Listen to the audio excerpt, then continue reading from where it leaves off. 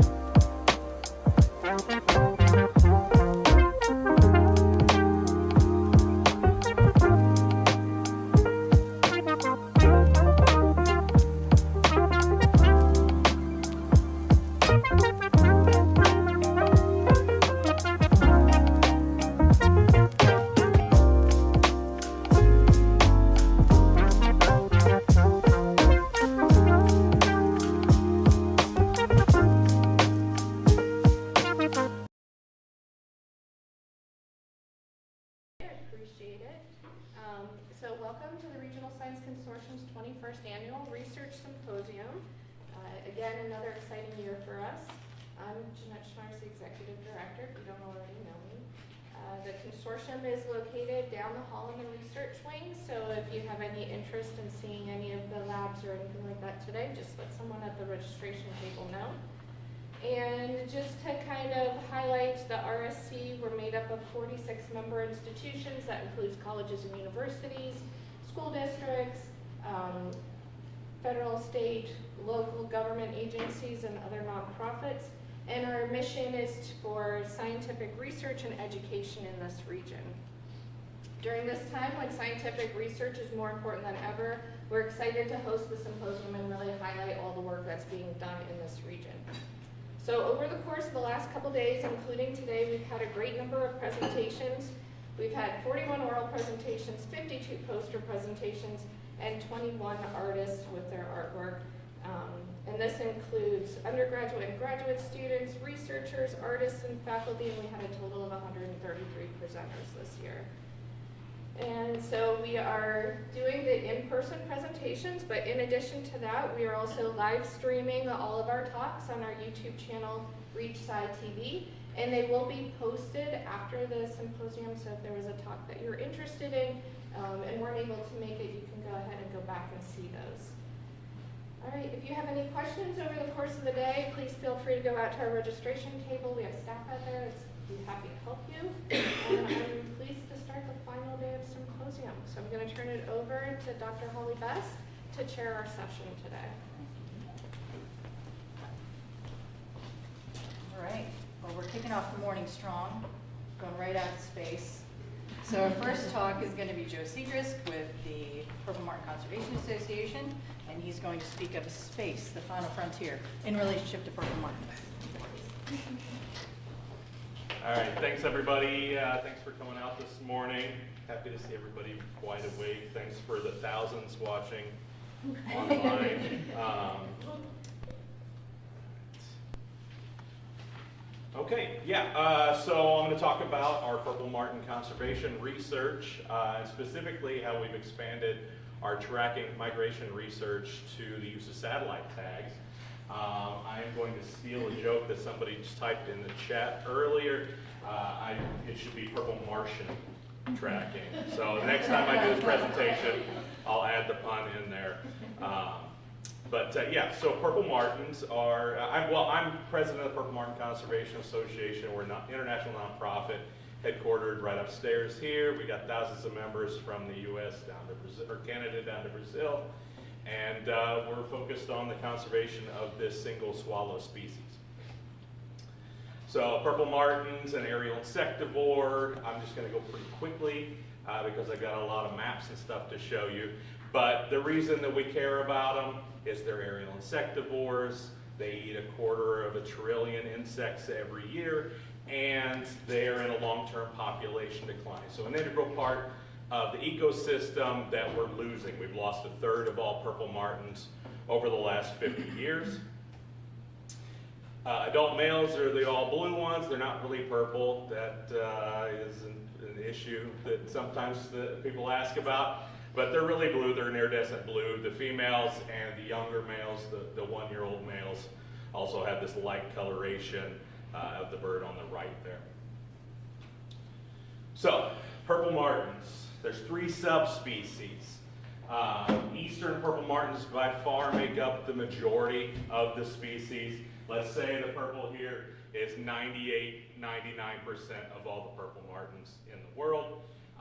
They have a unique conservation issue to that subspecies, but there are 2 other subspecies. There's desert Purple Martins down in the Sonoran Desert that nest entirely in columnar cactuses, saguaro cactuses, like the big ones that you see on old-timey movies and cartoons. And then the western Purple Martins, and despite the fact that there's kind of a decent size range there, they're much less densely populated. So really the populations are quite small of those other 2 subspecies. The eastern subspecies is what we focus our efforts on for the most part. because that's where the bulk of the species is, but that they also have a unique conservation issue, and that they can no longer nest in natural habitat across their range. So that eastern, that purple part of the range, they only nest in human-provided housing. So that's the result of habitat loss and invasive species pressures and competition. So you ever see any of these kind of houses with multiple holes in it? That is a purple martin house, and people providing those housing is what keeps the species afloat and alive in that part of the range. They are a neotropical migrant that overwinters. They actually spend the majority of the year down in the Amazon rainforest in Brazil. They actually spend less time up here than they do down there, so they're tropical birds that just come up here to vacation, take advantage of our longer days in the spring and summer, and then they get the heck out of here after they've had kids, and they head back down to where they don't have to worry about cold weather killing all the bugs that they need. We focused a lot of our efforts over the years on migration tracking with that eastern subspecies, where we focused our research. That subspecies is really easy to study. They're right there in your backyard. They're on a pole. You roll it down, you reach in, you grab a bird. They're really used to people being around. It makes them really easy to study. And this map here is kind of a composite of a lot of GPS backpacks that we put on these birds over the years to see where they're going. You know, previously, up until about 15 years ago, before the development of tracking tags that are small enough for a songbird to wear and you know, carry down and record where they are, we didn't even know where they went. We didn't know anything about them. But you know, we could see here, just in this composite, that these guys, this is the Amazon rainforest right here, they're really kind of sticking to the Amazon. So the eastern subspecies is pretty well tracked and understood to overwinter in the Amazon rainforest, and then the parts of the Amazon here in the southern bits of it that have been kind of cleared for agriculture. But you can see a lot of commonality to what they're doing here in the migration pathways, including lengthy stopovers on the migration south in the Yucatan Peninsula and the hump of Nicaragua, Honduras, where they'll spend a month and a half after departing from the backyards here in North America. We've tracked the importance of these island habitats in the Amazon, where the purple martins amass by the hundreds of thousands. Through that tracking tags, we can see the important habitat that they use. And we found a lot of commonalities to these islands like this that are seasonally flooded. The water levels in the Amazon and its tributaries can rise and fall between wet and dry season by like 50, 60 feet. It's crazy how much the water fluctuation is there. So these are actually giant rainforest trees that when you're right next to them, they look like little bitty shrubs sticking out of the water. You'd swear you were just kind of right on the edge of a shoreline, but really you're floating 40 feet above the forest floor, and the purple martins come in every night and roost in this habitat. But I'm not here to talk about that. That's a talk for another day. After us locating and learning more about the eastern subspecies, we launched a citizen science project based out of Brazil called Projeto Andorinha Azul. I did a lot of public education and outreach. The species itself has a bit of an identity problem there. They call it Andorinha Azul, which means blue swallow in Portuguese. But there are other species that look a lot like the purple martin up here. You've got the southern martin here, which is an austral migrant. So it's basically purple martins on a flip schedule. They go down to the southern part of South America where they breed, and then they overwinter overlapping. So there's some time where they're both there. There's also down here at the bottom, there are gray-breasted martins, which the male and the female look almost exactly like female adult purple martins. So we had to do a lot of education in our outreach there to say, hey, let us know if you see a heck of a lot of purple martins in this guy. but try to make sure they're purple martins. And we started to get reports that we then independently verified of where people are seeing lots of purple martins all over Brazil. But if you'll remember, I mentioned that, that the eastern purple martins is just overwintering in the Amazon. So there's a little overlap with that picture that we saw earlier. Okay, so that explains these dots, but who the heck are these guys here? So if you'll remember, we have these other subspecies, right, that we haven't really studied very much because they're a heck of a lot harder to study. They're in giant trees in the forested Pacific Northwest. They're in giant cactuses. You know, they're nesting wildly out in, you know, not in people's backyards. So we wanted to expand our research to understanding the migration and overwintering habits of these other subspecies.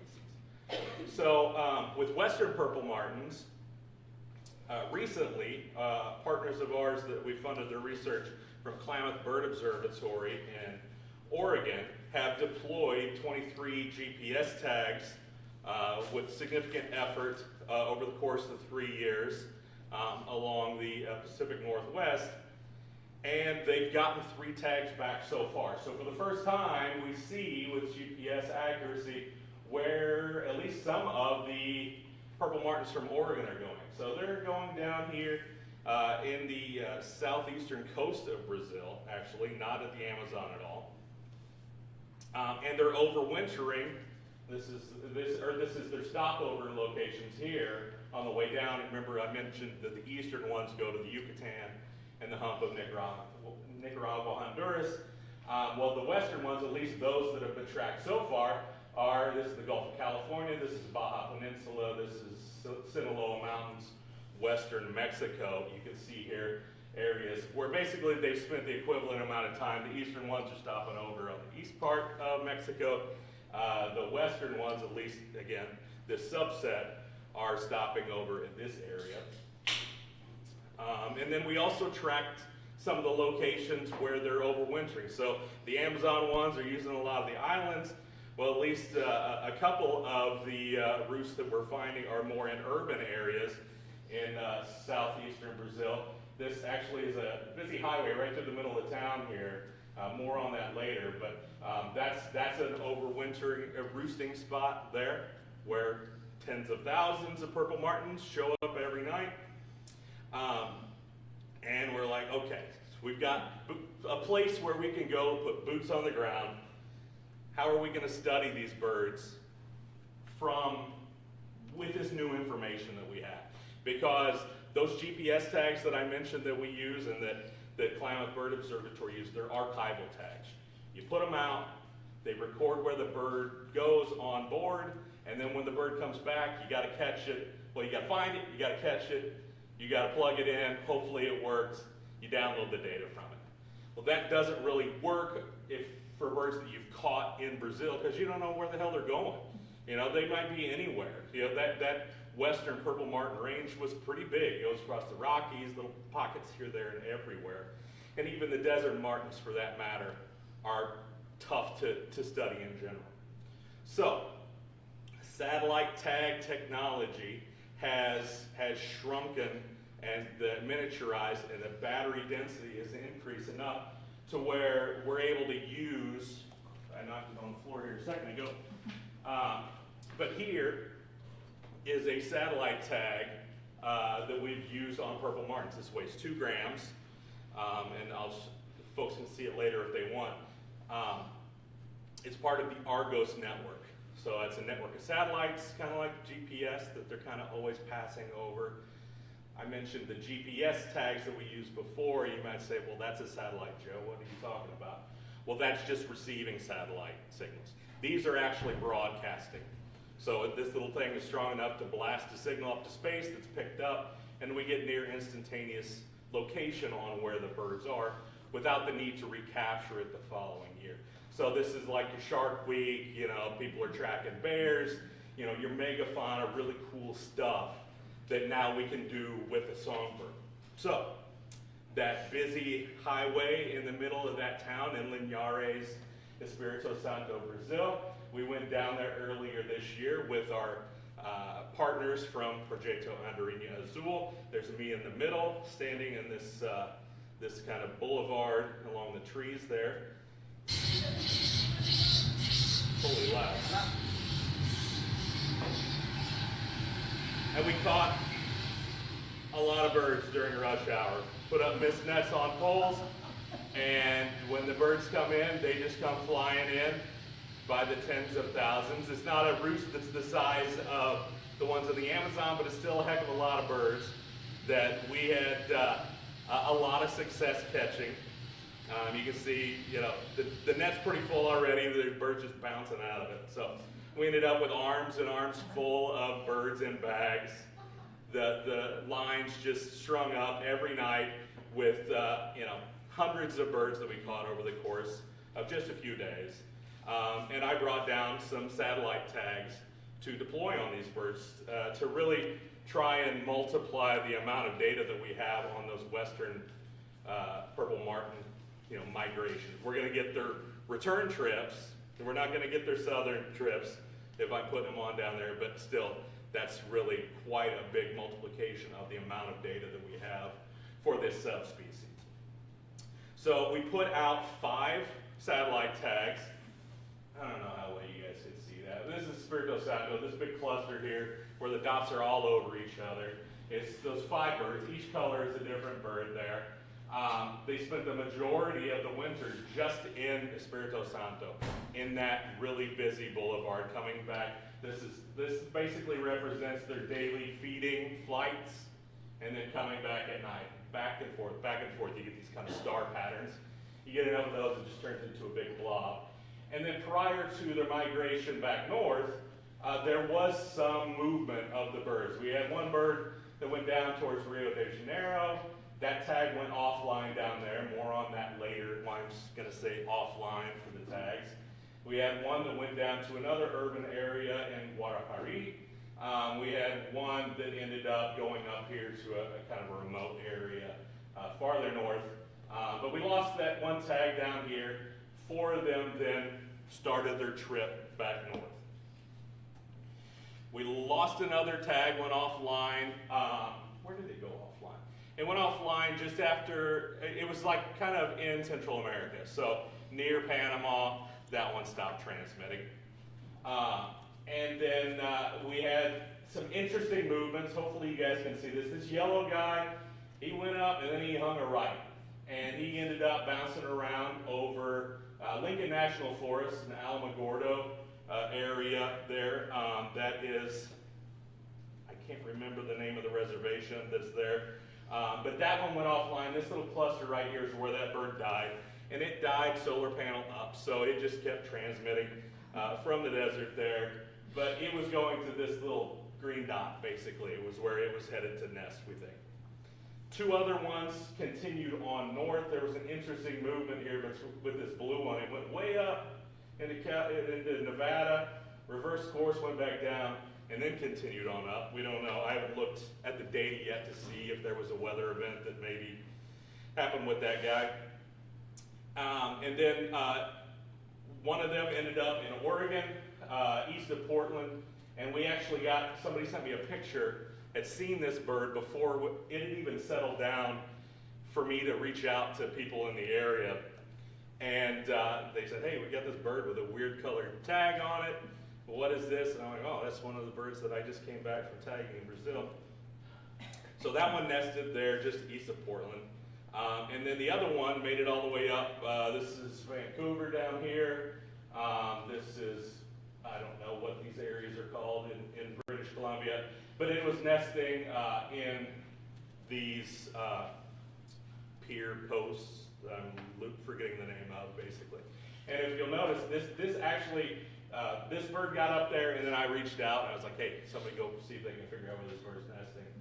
And they took this picture right after the tag went offline, and the antenna is missing. So we don't know if those birds were going offline because the antennas were breaking off or if the birds were dying. So I'm going to continue pretty quickly here. Desert martins, giant saguaro cactuses, really tough to catch.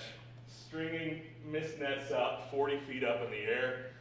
A lot of times staring up at the nets like this with the birds flying right past them and laughing at us.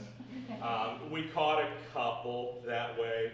We tried to modify our tactics. This is along a road. The birds at night or in the evening would land along those power lines, and there was a spring. They would zip across the road there. Caught one that way. We modified, we made like Tom and Jerry type, spring traps. We were getting desperate, but we did catch a couple. There's one going in. There's our little spring trap closing. We did get one traditional tag deployed on desert martins, and this is its data. So that one ended up kind of in the desert area in eastern Brazil, near whatever they call this hump. But this is a different type of tag. This is a geolocator, it's not a GPS tag. So the location information is not that accurate. But we did put some satellite tags out on the desert martins as well. We put 3 out. This is that spring up here, this orange guy we caught up there. Down here is 2 that we caught with those ridiculous looking nets with the spring trap. And you can see a lot of, we think the orange guy, he's probably nesting over here, that's why he was doing a lot of that. This is that cluster down from the bottom there with the red and green bird. And this is with those points removed. These are pecan groves, heavily irrigated, pesticide use, but a source of insects and water in a very, very dry desert. And we actually found a roost of purple martins there, and we're going to be going down and trying to catch purple martins at that roost. This is their stopover locations on the way south, similar to the western martins. So desert martins are also along the east coast and the west coast of Mexico, east of the Gulf of California, and the Baja Peninsula. This is the wintering locations of that. Only one of the desert satellite tag martins made it down to Brazil, but it also ended up in that same area indicated by the other geotagged purple martin. So, we're working to better understand where purple martins are in South America. This is from NatureServe. This is their guess on where purple martins are. As you can see from the data that we showed so far, it's not really where they are. This is eBird, also doesn't really match up to what we see. So this is our best understanding now from direct tracking of where purple martins are in South America. Eastern subspecies, desert martins, western subspecies. Thank you to our collaborators, and any questions?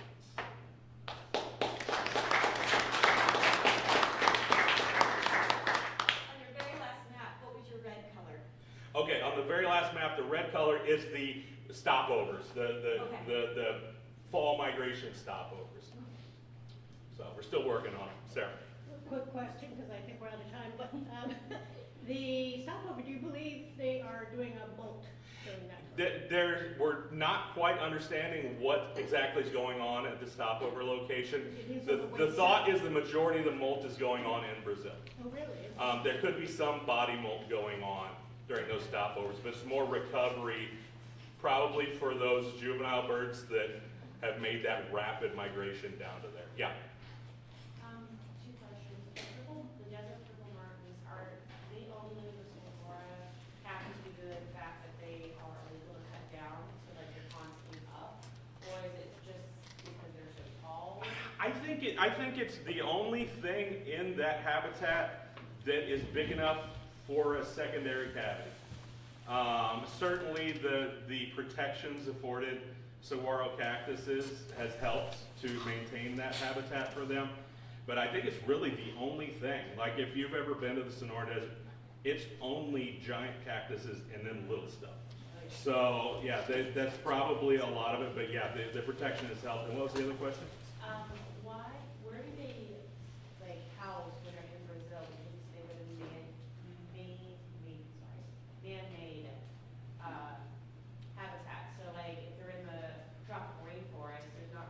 They're not breeding there. Yeah, so they only need that man-made habitat for breeding here in North America for the eastern subspecies. In Brazil, they're just being wild birds doing wild bird stuff. Okay. So I think I'm over time here, so I'll be around after the session if anybody wants to see this cool tag or ask questions. Thanks, everybody. All right, thank you very much, Joe, very good. Joe will be around, obviously, if you need to have any questions. It's very interesting information. Next up, so we're kind of trying to stay on schedule, is Holly Short. She's going to speak to us about pipe and plover in Pennsylvania, and she's talking about the monitoring of federally listed species right here at Presque State Park. All right, thank you, Holly. So we will hop right in. So quick background about Erie Bird Observatory. Our focus is on avian research, education, and conservation. So this is our shorebird monitoring team. We are contracted out by Pennsylvania Game Commission to monitor the piping plovers that nest here at Presque Isle. So Mary Birdsong is our lead shorebird monitor, and this is the rest of our team. Sarah Sargent is here. I did a little bit of monitoring as well. So did our summer intern, and then another monitor in there. So all of us were out there at some point surveying piping plovers or doing some type of predation monitoring. And of course, our shorebird team and partners. Okay, the red are where piping plovers nest, but we are going to focus on the Great Lakes piping plovers. And this population of piping plovers are listed as federally endangered. So we are part of that population here at Presque Isle. Quick nesting history. So piping plovers returned to Presque Isle in 2016. Woohoo. And a pair returned to nest in 2017, and it had been 60 years since nesting had been documented here. So very exciting. And of course, because that nesting came back, we needed to monitor. And this is the data that we have collected since nesting came back in 2017. You can see it's typically been 1 to 2 pairs, and the total number of fledged chicks. Just a quick explanation of the captive reared. So if there are eggs that have been abandoned because an adult has gone missing or been gone missing, we'll say, or eggs are endangered due to weather, those eggs are collected and taken into a captive rearing program so the chicks can safely hatch out and fledge under that program. This year, as you can see, we did not have any need to captive rear our chicks, but it is a successful program. So how do we monitor such a critical species like this? We do it very carefully, obviously. Surveys begin April 15th. And they are done along the shoreline, and I'll show you a map in a second. They are done along the shoreline in order to minimize disturbance. We do not want to bother these birds at all. We want to be as far away and safe as possible. We want them to stay here and nest. So when we are out monitoring, we look for first the bird. Are there birds present? If that bird is present, does it have any bands on its legs? Piping plovers are uniquely banded to identify them as an individual. So we want to know who is here and where did they come from. And of course we can see how old they are and where they've been and that sort of thing. So we can get a lot of data from those bands. And once we know who is there, we look for behavior. So what are they doing? Are they, mapping out their little territories? Are they defending their territories? Are they finding other plovers and making baby plovers? We want to know what they are doing, and so we document that, and we do this 6 days out of the week. And we also, while we're out there, we look for potential threats and predators, either by predator presence or presence of tracks. So this is our critical habitat here at Presque Isle, from the lighthouse all the way to Gull Point. And so we walk along the shoreline At Gull Point, there are signs that are marked 1 through 13, so we know where, sorry, I'm putting my thoughts together. Signs marked 1 through 13, so we can effectively communicate where we have seen birds at what location along Gull Point. So, like I said, we look for territory and courtship displays. We document those behaviors. Suspected nests are reported, and then we check the presence of eggs with permission, because we want to know as soon as eggs are present. Because once eggs are present and nests are confirmed, exclosures are installed by our partners to protect these eggs from predation. And these are very effective and used in multiple nesting locations throughout populations. And then we monitor those nests via optics. So we just use our binoculars, we use our scopes, trail cameras are monitoring the nests as well, and we monitor those nests until they hatch. These little cutie pies. Plover families are then monitored until the chicks fledge. So we can estimate when the nests are going to hatch, and so we are out there on hatch day to confirm whether or not or how many eggs have hatched. We monitor these chicks until they fledge, so it's about 24 days until their fledge date. Once we hit that last day, we consider the chicks fledged. And then we continue these surveys until plovers are no longer seen at the park. Oh good, it's working. I mean, this is a little view of basically what we're seeing out there. So we're just checking the chicks, documenting those behaviors. They're foraging for themselves.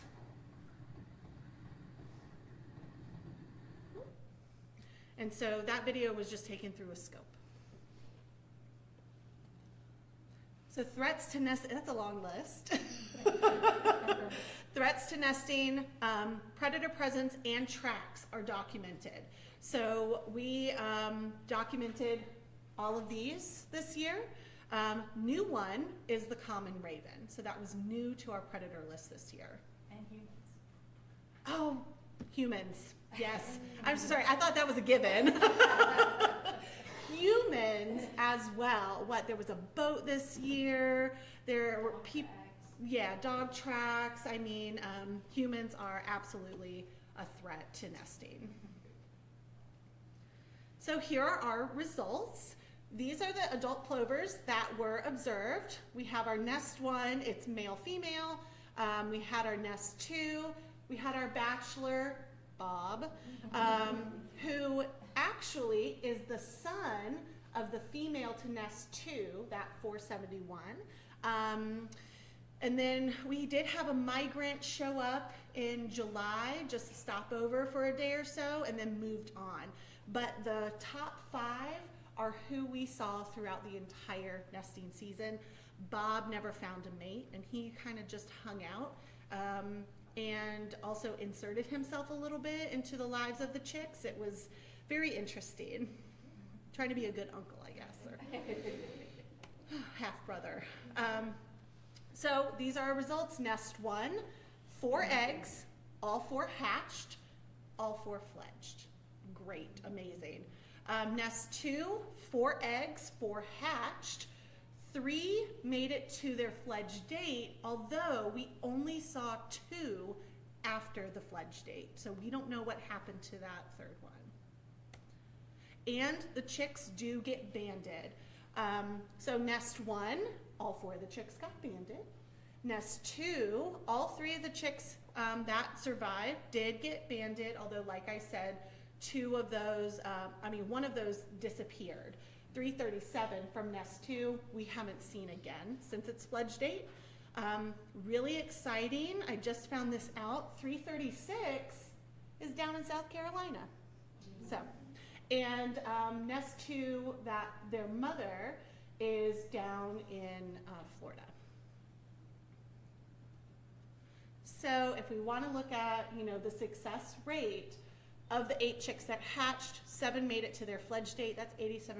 That's incredible. And all of those were fledged in the wild. None were fledged from that captive rearing program. And to compare to our overall Great Lakes population, this year there were 88 pairs. We had 2 of those. 146 fledged chicks, and 110 of those were fledged from the wild. We had 7 of those. And I was trying to think, what sort of discussion can we have out of this monitoring? And I think the most important thing is this, and I'll just read it straight out. The conservation work over almost 10 years of piping plovers returning to nest along Lake Erie in Pennsylvania is the result of the incredible partnership built across multiple agencies. We can't do it without the teamwork. So, and being here just, my first season with the piping plovers, that is what I saw. That was glaringly obvious to me, that partnership. So, thank you very much. Any questions? That went very quick. I'm so sorry. Yeah, any questions? Who's got questions for Holly? I know somebody's got a question. There. So fledge just means them leaving the area that they were born in, or? So fledged is just being able to fly, so making it to, adult size. Could they fly well? No, but they could. They had their flight feathers in, and they were trying to get off the ground. But yes, making it to that fledged state is just being able to fly. Yeah. Jeff? It looked like there was a positive trend in number of nests, but a negative trend in number of fledged over the last few years. Any theories on what's going on there? For the Great Lakes Yeah, specifically? That's a great question, and I'm not sure. Okay. Yeah. But it is exciting to see the increase in the pairs, for sure. This year there were a lot of washouts, with Okay. water level fluctuations, and we have had that happen here in the past as well. It is something that these birds are really prone to because they nest in areas that can flood easily, and the lake levels go up and down quite a bit. Yeah. I think there was one more. Yes, in the back. Spencer, you said you put around, you said it was very successful. Is that the first year you've done that? And how does the adult get into that? Like, how does that interfere at all? So this is very large around, what is the measurement of these exclosures, Sarah? Like That 10, particular one is the 10 new by- one, the stem cut. yeah, this is the model. The stem of the model. It's an 8x8 or 6x6. I don't 6 know. by 6, it's large, so we have been using this every year, and Yeah, the mesh size. yeah, I was asking The about. adults can go into the top? they can actually walk in. There's like Yeah. a little opening. Yep. Yeah, so there's an opening that's large enough for the plovers, small enough where predators cannot get in. Yep. And then you can also see just a couple other things Yeah. on that, like the spikes to keep, to deter things from landing, and then also this one has plastic dug in around, so for digging predators, trying not to get into And you that have exposure. all four nests? They were around all the nests? Yes, they were around both nests. Mm-hmm. Yes. Yeah, and that is a practice that's done throughout the Great Yeah. Lakes. The whole thing is managed by the U.S. Fish and Wildlife Service, and it's, Yeah. but we added the little zip ties on top because Yeah. the trail cams in previous years had picked up the fact that, like that picture of the. Oh, yeah, let's go to that. Yes. Like, we had a picture of a gray horn owl perched on the top of one floating, and Mhm. so the idea of the zip ties is to Yeah. Prevent the perching and, yeah. And, yeah. How many were tagged from the second nest? 3. So the 4th chick disappeared after, I think, a week. So there were only 3 that made it to being able to be tagged and banded. And It yeah. gets banded in about a week or so. Mhm. So this area is the only nesting area on Lake Erie for piping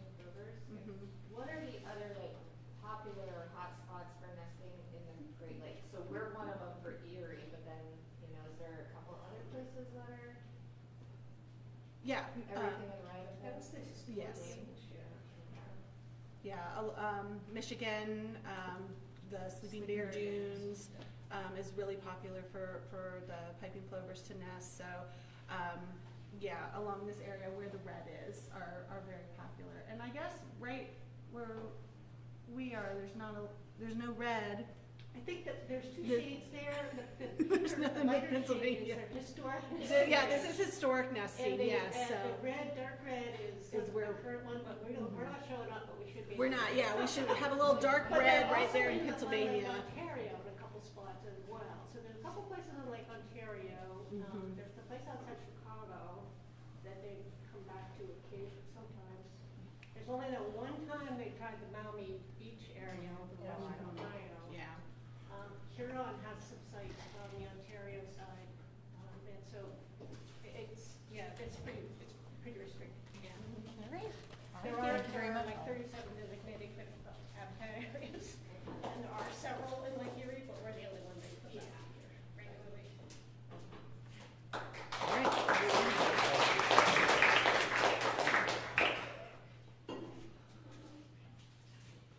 Hey, you got 3 more days left. You have 3 more days left to create an edit, just so you know. All right, the final presentation for this session is going to be Dr. Sarah Sargent. She's going to speak to 9 years of marsh bird monitoring at Presque State Park. Thank you, Holly. And I guess I'm kind of the transition between the birds and the wetland restoration, because the session right after the break is going to be the wetland restoration session. So I guess I'm kind of the transition here. The marsh bird monitoring work, I think hopefully some of you are familiar with it. It's been going on for, I don't know, over 10 years now, I believe. And the idea was that the Phragmites and some other invasive wetland species that are getting very, very dense and very, very tall were really squeezing out a lot of the native plants and animals as well. And so a big effort was made starting in, I think, 2012 or so to start beating back the invasive common reed, Phragmites, and restore the marshes to be more natural. As part of that work, Erie Bird Observatory has been conducting marsh bird monitoring survey work. And this, I'm gonna just go into talking about, our basic question is, what we're kind of hired to do is to look at the effects of this marsh restoration work, which does involve a lot of herbicide application and trying to open up the marsh habitat to be more patchy the way it would naturally be, and less dominated by single species, large stands of these very dense things. And so the question is, how are the marsh nesting birds responding to this ongoing marsh restoration efforts?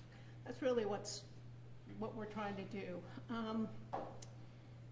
So when I say marsh birds, I want to be specific. We're talking about a set of very specific birds that are very difficult to survey.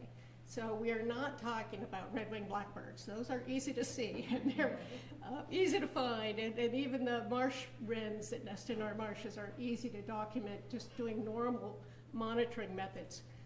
However, there's a whole set of highly specialized bird species that require emergent marshes. Emergent marshes are the ones with the cattails or reeds or something that's not woody and it's all herbaceous, tends to die back, and they grow in shallow water. These birds are very, very specialized to this type of habitat, which is a rare habitat type, and they absolutely rely on it. So all of them are rare and declining. All of them are listed in Pennsylvania as species of greatest conservation need. They're very poorly sampled by sort of standard monitoring techniques, which is, listening for birds during the long chorus and so forth. So they do need a special monitoring technique, a survey protocol, and I'll get into that in just a minute, but let me introduce the cast of characters. We survey for 8 species here, and these are the species we survey. that are potential breeders here at Presque Isle. They don't all breed here right now. Historically, they probably did, or at least they could in theory because they're nearby. So we do survey for these. This is American Coot, Pied-billed Grebe, Least Bittern, Sora, Common Gallinule, Virginia Rail, American Bittern, and King Rail. That's the set we survey for. We do not get all of them here. We don't get King Rails, we don't get American Bitterns, but we keep hoping someday they'll show up again. They are very area sensitive. They need big expanses of open marshes. And historically, they likely did nest here. Now I'll tell you a little bit about our methodology. It involves doing playbacks, auditory playbacks of calls. And you go to, so we have set up a whole series of survey points, and I'll show you the map of that. But what we do at each survey point is we go to a particular location, crosshairs, navigate to it, typically by kayak. Has to be close to dawn, and you listen. It can't be before sunrise, but it has, so you can see where you're going basically. But it has to be very close to dawn. You listen for 5 minutes with no playback, so you're just taking it in case something is out there already calling or displaying. We only do this during the breeding season. They're only calling during the breeding season. And so that's late May through early July. Listen for 5 minutes, and then you start going through 30 seconds of each species of call with 30 seconds rest in between, of quiet in between. So there's a sequence. And sometimes it's weird though, but sometimes they will respond to the wrong species. But if they're already calling, they often respond to multiple species. But that's how we document them. It does elicit a response. By doing the playback, you get a response more often than not. And so that's the idea behind it. And then you record your data. And then we return to each of our survey points 3 times during that breeding season. So we have a bunch of points, and here are our points. When we first started the survey, we had fewer points, and since then we added additional ones. We kept hoping that out at Gull Point, the red circles, we would get more birds out there. We have yet to really get them to come back out there though. It's stabilized now at 57 points that are surveyed every year, and they're surveyed 3 different times a year. I'll point out there are a couple different locations. It's working out. The head of the bay is a very, very good location actually. Leo's Landing.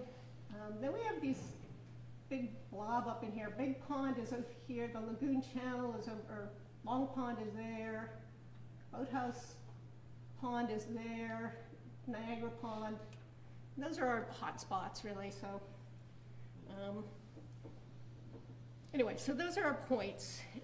And I will say I don't personally do all these surveys. They are done by Chris Lundberg, and he's been doing them every year. He's really good at it. He has excellent hearing and is willing to battle the spatterdock to get to these locations, which is a difficult thing to do. So this year, I'm going to just briefly tell you, the surveys turned up 7 of the 57 points that were surveyed did have least bitterns at them. The points with least bitterns were located head of the bay, Big Pond, and Long Pond. We only had 2 points this year with common gallinules, which is down, and I'll show you that in a minute. That was the Lagoon Channel and Big Pond. Only 3 points had Virginia rails, Niagara Pond, and 1 point along the Sidewalk Trail, which is kind of at the south end of Sidewalk Trail. And then Pied-billed Grebe, actually we don't get Pied-billed Grebe every year during the breeding season, but this year we did get them head of the bay, and then one pit in Niagara. So, how does this year fit in with other years? As I mentioned, we don't get any king rails and American bitterns. We only occasionally get a Sora, and coots are very rare.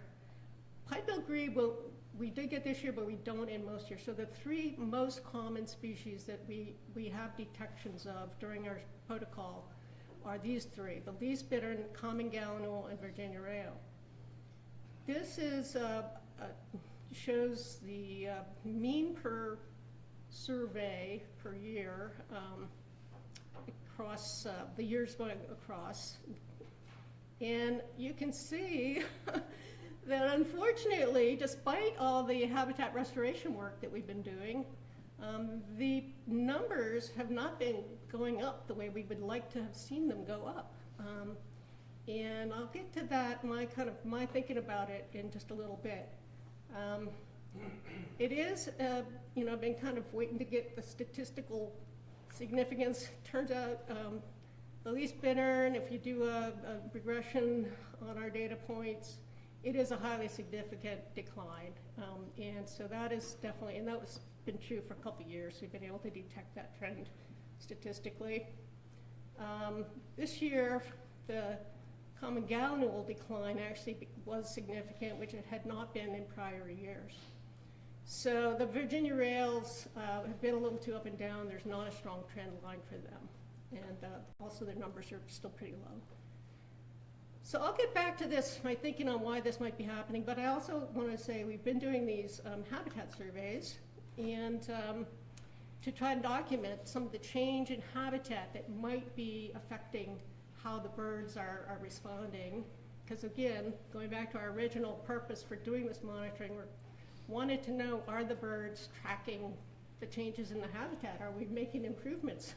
And I think we are, but I want to talk about the sampling just briefly. Our methodology, we go, these are big kind of open marsh.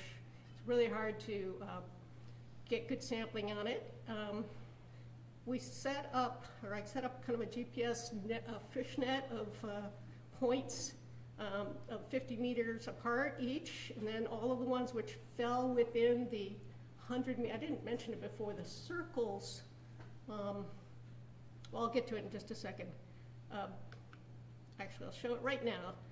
Within each of the marsh bird survey points, which are represented here by the red circles, so at the middle of each of the red circles is where we go to listen for any marsh birds, and we estimate that we can detect them if they call up to 100 meters away from that point, because it's often at a very quiet time of day. We don't do it during windy days if it's too noisy.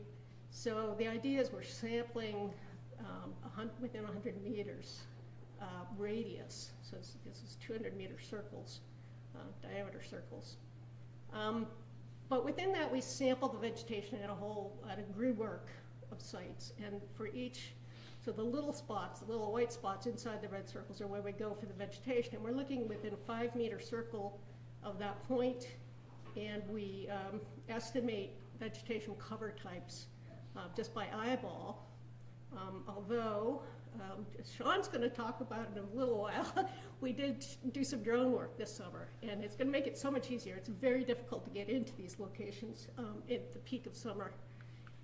The sampling protocol, though, when we're doing it from the ground, is to get to the grid point, which takes a huge amount of time and effort, I will say, visually assess the area, and then just estimate how much of that total area has standing water in it. So regardless of whether there's vegetation above the water or not, we look at how much of the total circle of area has some actual standing water. And then above and beyond the water extent, you look at the cover of floating vegetation, how much cover of emergent vegetation, so those straight-stemmed reeds and cattails and so forth, and then how much woody vegetation.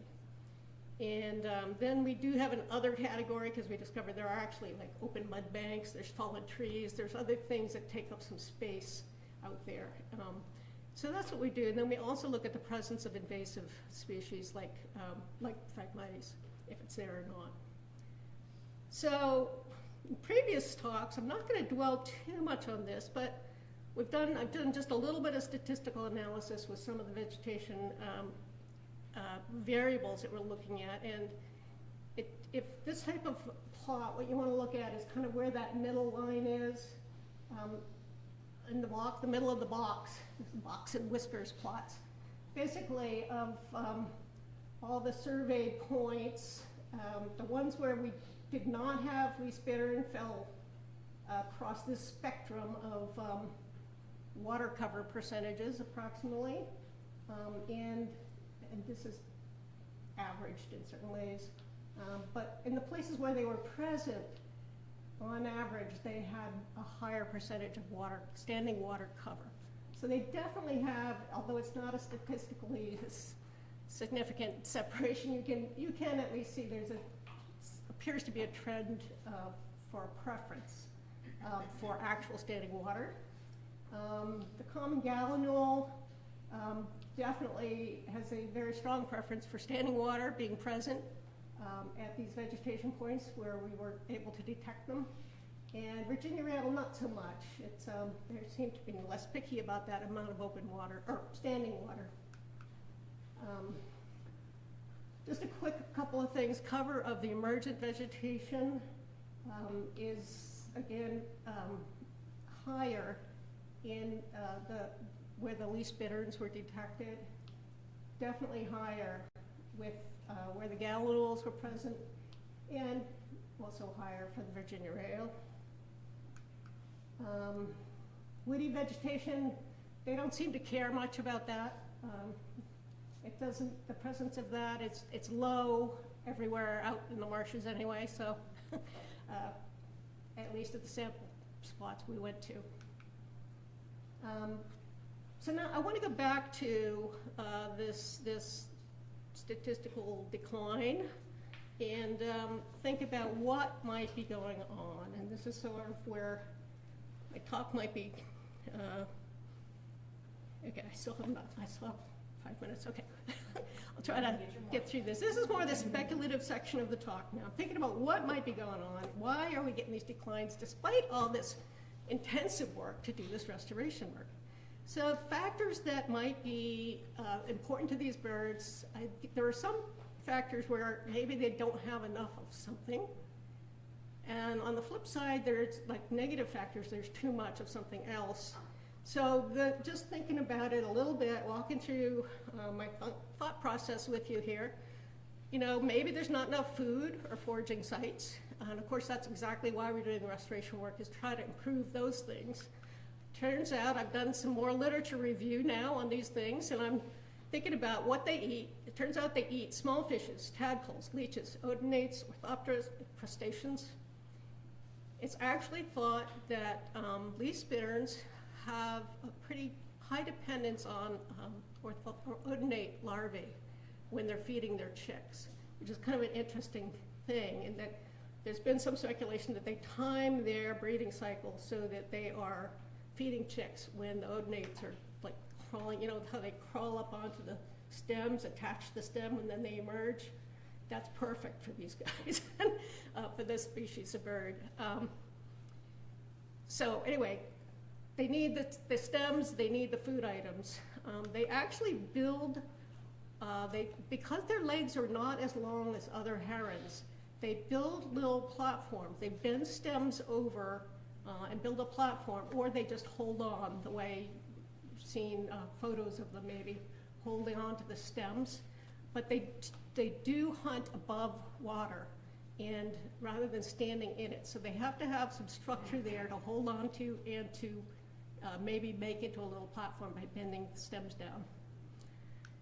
So those are things they need. They also need shelter and nesting substrates, which is similar to what they need for their foraging behavior. They build their nest by bending and crimping stems, and then they put some sticks on top. And so they actually do build a nest above that standing water, typically. And so there have been observations of the females incubating eggs and fishing right off, or, you know, going for some food that swims by. So they can do that. But they do not nest on mud or on the ground. They're actually in the stems of the plants. So those are the things that they definitely need in order to have successful nesting. So what do they have? Maybe there's too much of certain other things, and flooding. Water levels fluctuate. We've had these intense storms. It's a possibility, I think, that there might be some flooding like we get with the piping plovers, where the washouts of nesting could occur. The measurements that are documented anywhere 15 to 76 centimeters above water, and that water is 8 to 96 centimeters deep.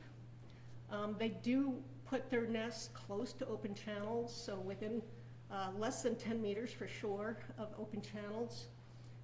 So they do need the open channels, which they didn't have before we did the restoration work. So, I mean, I do think we're making progress on creating the type of habitat they need.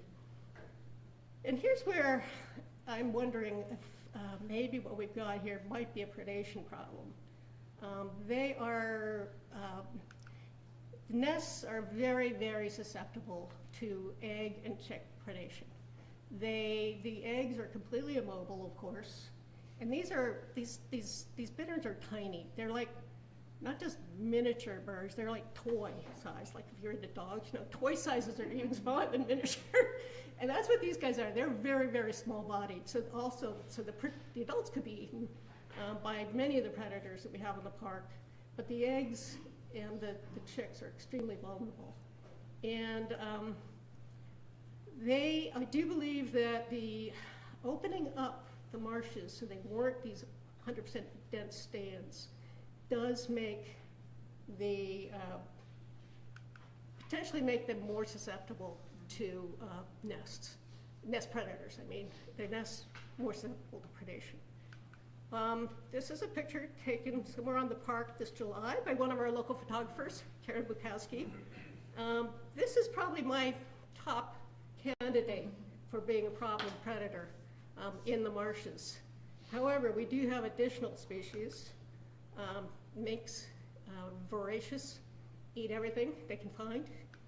And now we have otters. Sorry to say, but the otters would be very happy to eat least bittern eggs should they stumble across them.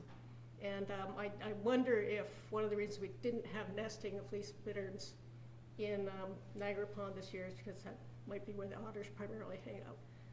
So that's a factor, potentially. So this is my speculation. We don't know, but I do think the habitat is looking great, and it does have all the features that they should be looking for.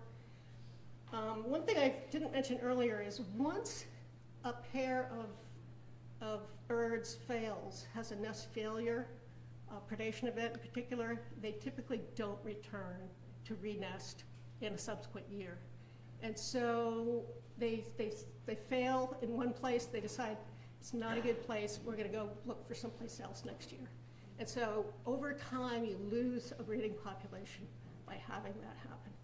Okay, my conclusions, least birds have declined. Gallinules have also decreased. Rails, we don't have a significant difference. Habitat does matter. Water cover is very important. And, whatever else I was going to say. Okay, emerging plant cover is important. And we really need to do some investigation, I think, into causes for the decline. And my gut is telling me it's a predation effect, but I don't know. So that's it. And thank you to everybody. Obviously, Chris did all the surveys. My husband, Ron Mummy, did all the statistical analyses. And then vegetation surveys have been done through the years by different interns and different people. And now I'm going to have some drone imagery. I didn't even get to talk about that, but I haven't really fully analyzed that at all. And the funding has come from National Fish and Wildlife Foundation Sustain Our Great Lakes program. And the Regional Science Consortium is administering that. So thank you. And the photos were many local photographers helped. So thanks. We have a couple questions for Sarah. Brian. It was neat, your chart, watching the decline. Yeah. Yeah. A simple observation, the presence of otters was documented in 2019. Right. That's the first time we had a reproductive pair of otters on the park. And so I just saw an interesting correlation on your graph. That kind of seemed like when the decline. Yeah. Well, there are a lot of things going on, though. And so, and the opening up of the habitat so that it is more accessible to more mammals. I mean, I think before, when there were just big dense stands of Phragmites, nothing was getting through. And so, yeah. But yeah, having the otters arrive, it's great, except they eat everything they can find. Yeah. Go ahead. Can you just list the 8 different types again, of the 8 different types of marsh birds that are being listed before? The 8 different kinds. Yeah. Okay, the 3 that we get a fair number of, the least bittern, common gallinule, and Virginia rail. The ones that we get occasionally, but not every year, are pipe-billed grebe and sora. We pretty much, and I think we have had American coot once or twice, potentially breeding here. And the 2 that we never get are American bittern and king rail.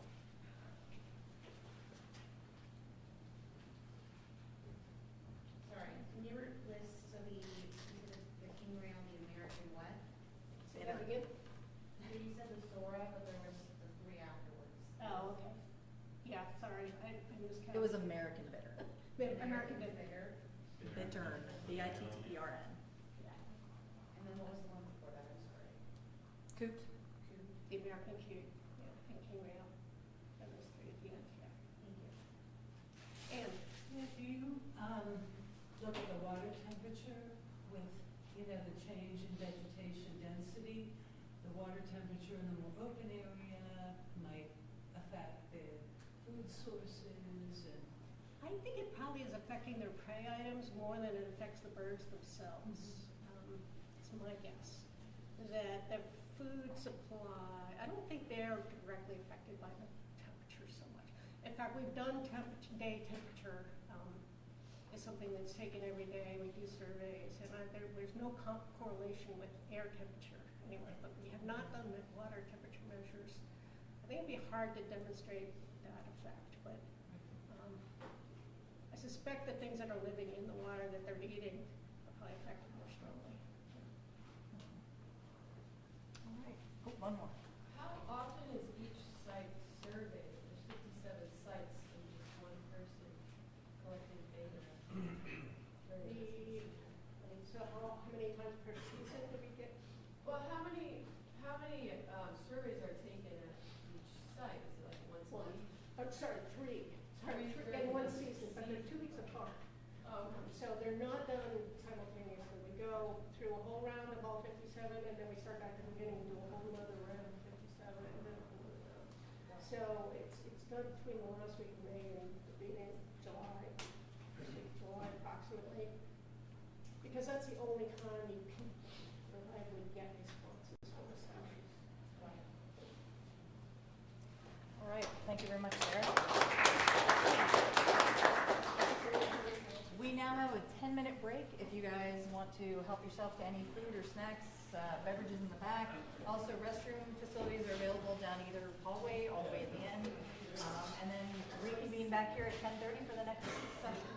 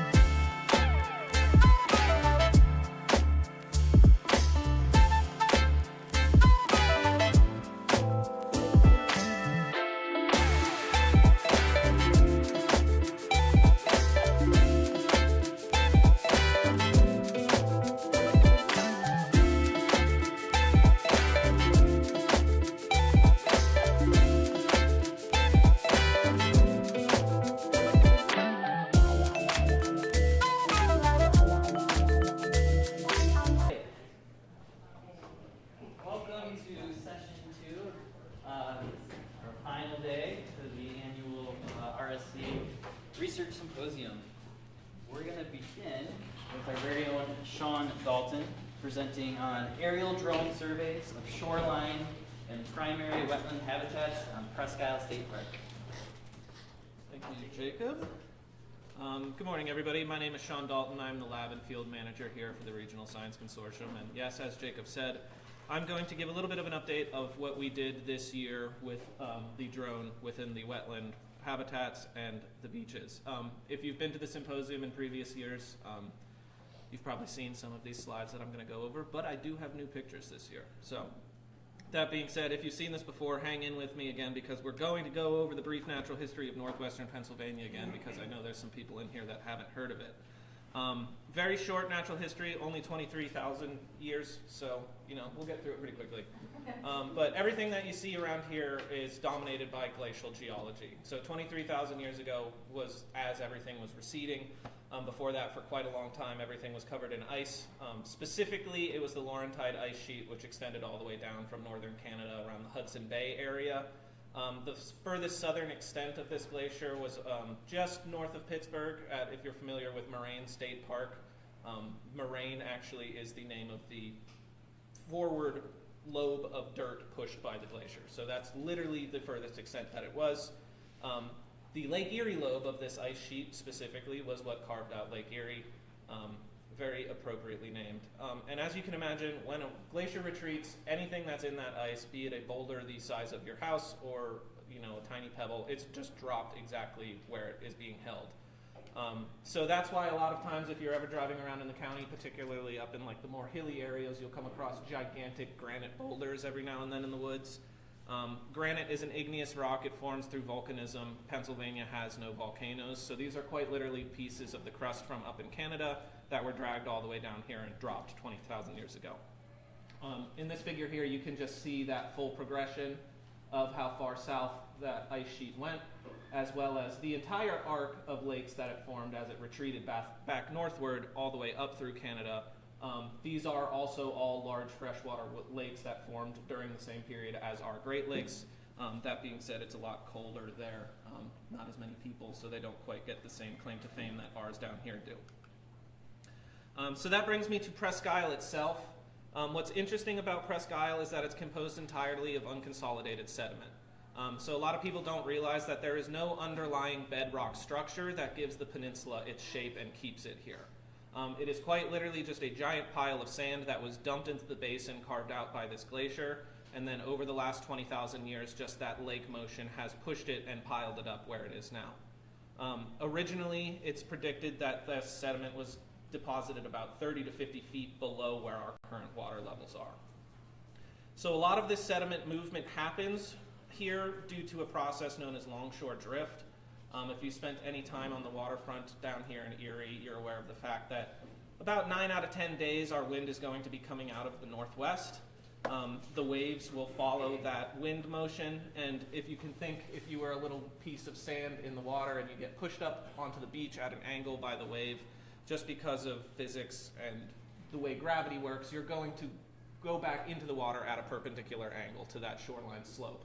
So as those waves continue pushing at that angle and the perpendicular return continues happening, a chain of sediment kind of is pushed down the shoreline. So in Erie, you can see this historical figure here from the U.S. Army Corps of Engineers. In this last graph here, this kind of dotted outline of the peninsula there is where they estimate that it was in about the year 1200.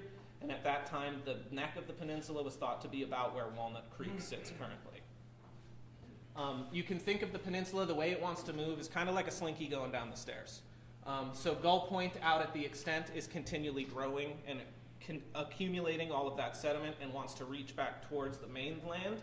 Once it hits that, a lot of times you'll see, and it's often happened in the past, that the neck of the peninsula will breach and wants to kind of wrap around just like that slinky.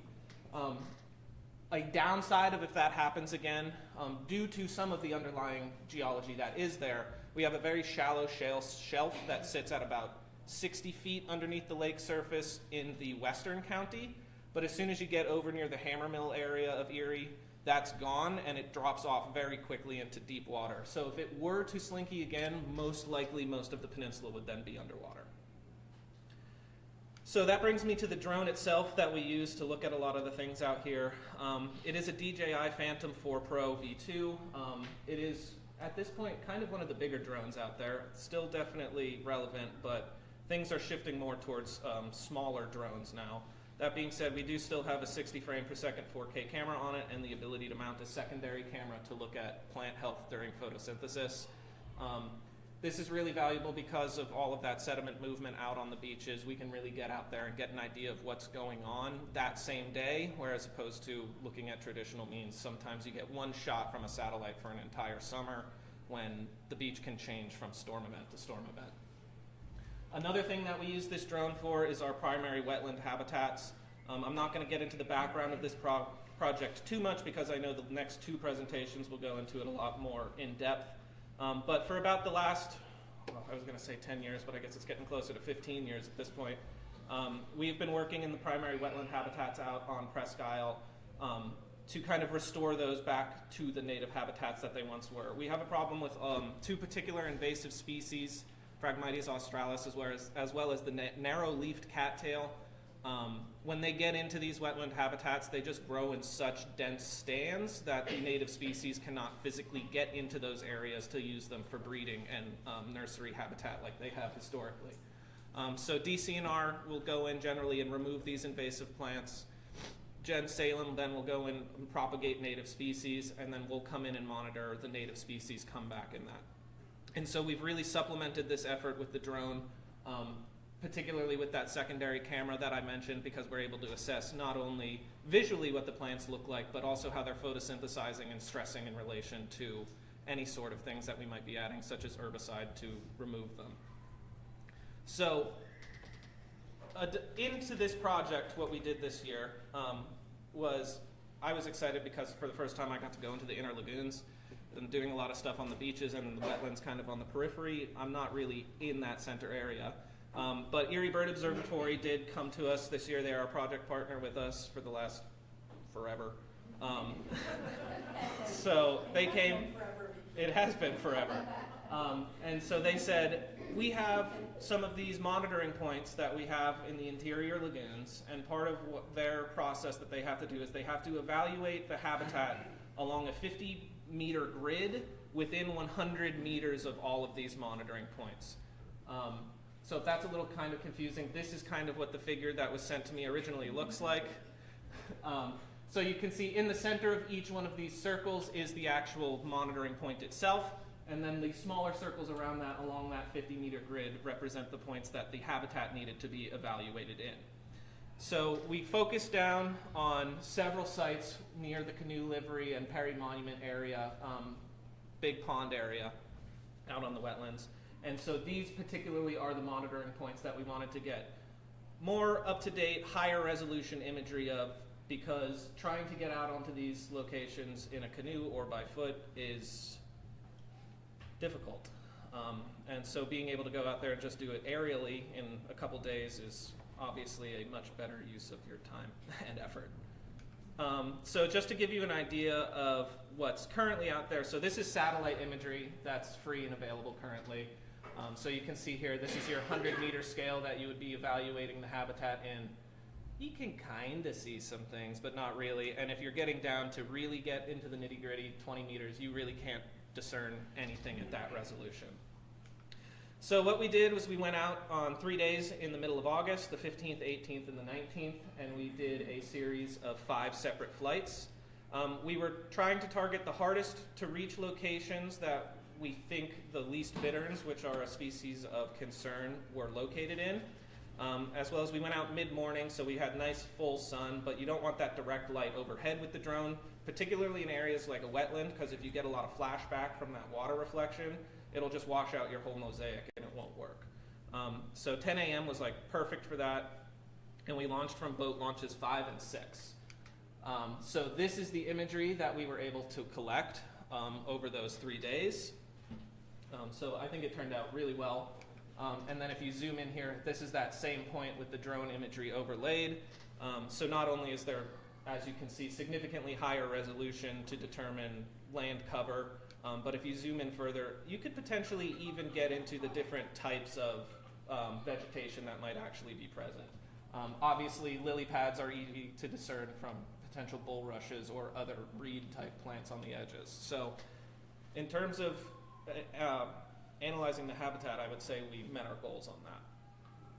Another project that we worked on this summer, going back to the beaches a little bit, if you were here yesterday, I know Tyler Brooks spoke briefly on pollinator research that we did in the beach dune restoration area. But at Beach 8, there was 2 portions of the dune that were restored this past year.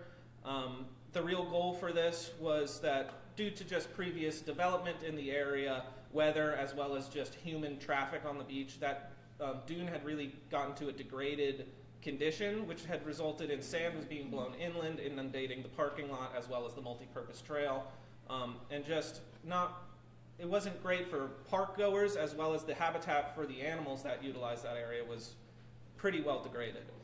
So during this restoration project, our goal with the drone was to monitor pre, post, and during the restoration just to see the impacts of this.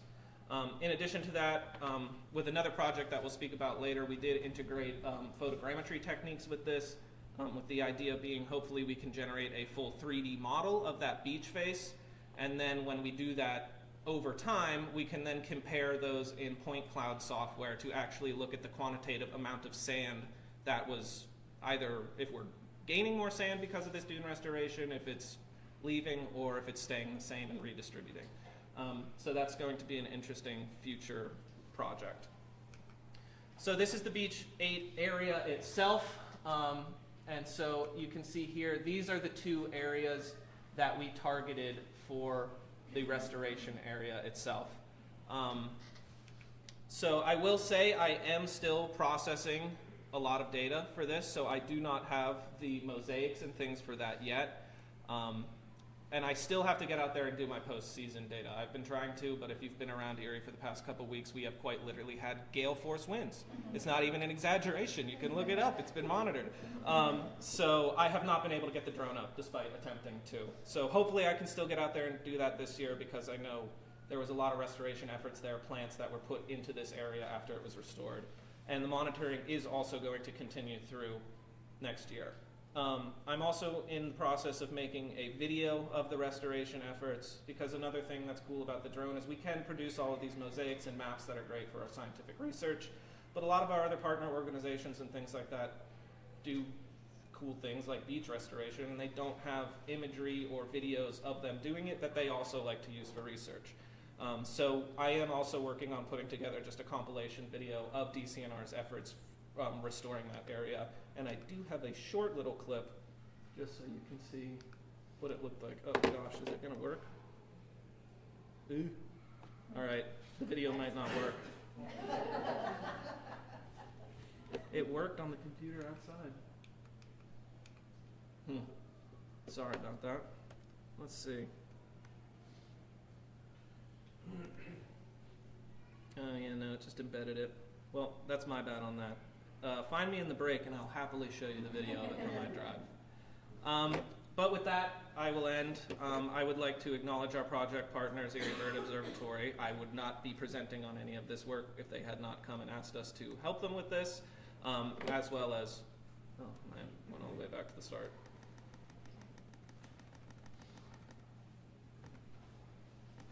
Here we go.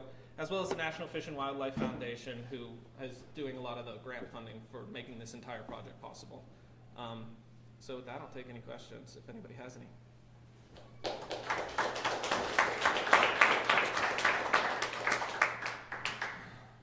Yeah? Maybe the video would have showed this, but were they like pushing the sand? Yeah, so yeah, the video, I'm bummed that it didn't work because it's a giant bulldozer that's carrying all the sand, and then there's also a backhoe on the beach that's pushing what they're dumping. So it's kind of cool from the drone because it really does look like, you know, the toys in the sandbox, but the dump truck that they were in, the wheels of it were taller than me. So Purchased sand and had it delivered, and then our staff manipulated it into it was really cool, and like I don't even know what you call like the cab of a dump truck like that, because it seemed like a cockpit. There were like screens and cameras everywhere. It literally looked like a spaceship. Yeah. Do you guys use the drone in the winter as well to monitor the different types of like We have before. The effects from the winter itself? We have before, yes, definitely, and we have done flights of the wetlands in the winter as well. Sometimes the problem I run into, though, is since it is an electronic device running on batteries and it gets really cold out here, the drone itself, the battery usually only lasts like 30 minutes in the best conditions, so sometimes it gets cold enough out here that by the time we hike out to the spot, the battery's so cold that it's like, if it takes off, it's only in the air for a little bit of time. So we've kind of moved away from while it's actively snowing, as well as it covers a lot of what we're trying to look at, particularly on the beaches and things like that. But pre and post is definitely a really great time to target, because after those things are there is sometimes when you'll see the most significant impacts. Do we restore every year, or just when there's like a storm or something happens, or is it a yearly process? It's a yearly process. I would say, at least I've been here for the last 11 years, and I'm pretty sure that every year for the last 11 years there's been replenishment efforts that have happened. If you're ever out there in the summer and you see any of the dump trucks going by, that's generally where they're headed, to whatever beach is targeted for that week. All right, thank you. Oh, yeah. Can you describe the other camera that's on the drone? Yeah. That picks up and lets you process the Yeah, data? absolutely. I'll go back to it. I don't have any images of it, but it's called an OCN sensor. It's made by a company that manufactures third-party sensors, particularly for these applications. So the OCN stands for orange, cyan, and near infrared, which are the 3 bands and wavelengths that the sensor is able to look at. So the reason that you want to look at these things is because when plants are photosynthesizing, they absorb a whole host of light, and they reflect nearly all the green light. Another thing that they do is they absorb a lot of near-infrared light when they're very healthy. As soon as they become stressed, they will start reflecting a lot of that nearly immediately. So if you fly over and you look at a plant before you add herbicide to it and take a picture of it with this sensor, and then go it through the color coding necessary for it, it kind of just looks like a dull, darker color. But then if you spray herbicide on it, wait 24 hours, and it starts reflecting all that near-infrared light, and then you go back over it again, it's going to light up like a Christmas tree in that same image. So what's pretty cool about this is because it's tuned specifically to these wavelengths to pick up on that in the plants, you can really look at the plant pre and post application before there's any visual light difference and see its response to that herbicide and the effectiveness of it. So that's kind of the idea behind that and how that works.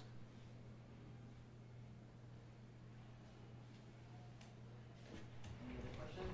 Maybe one more? All right, thank you, Sean. All right.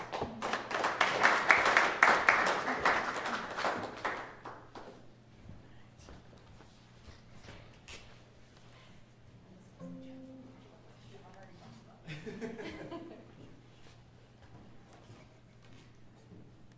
this the correct one? Nope. Okay.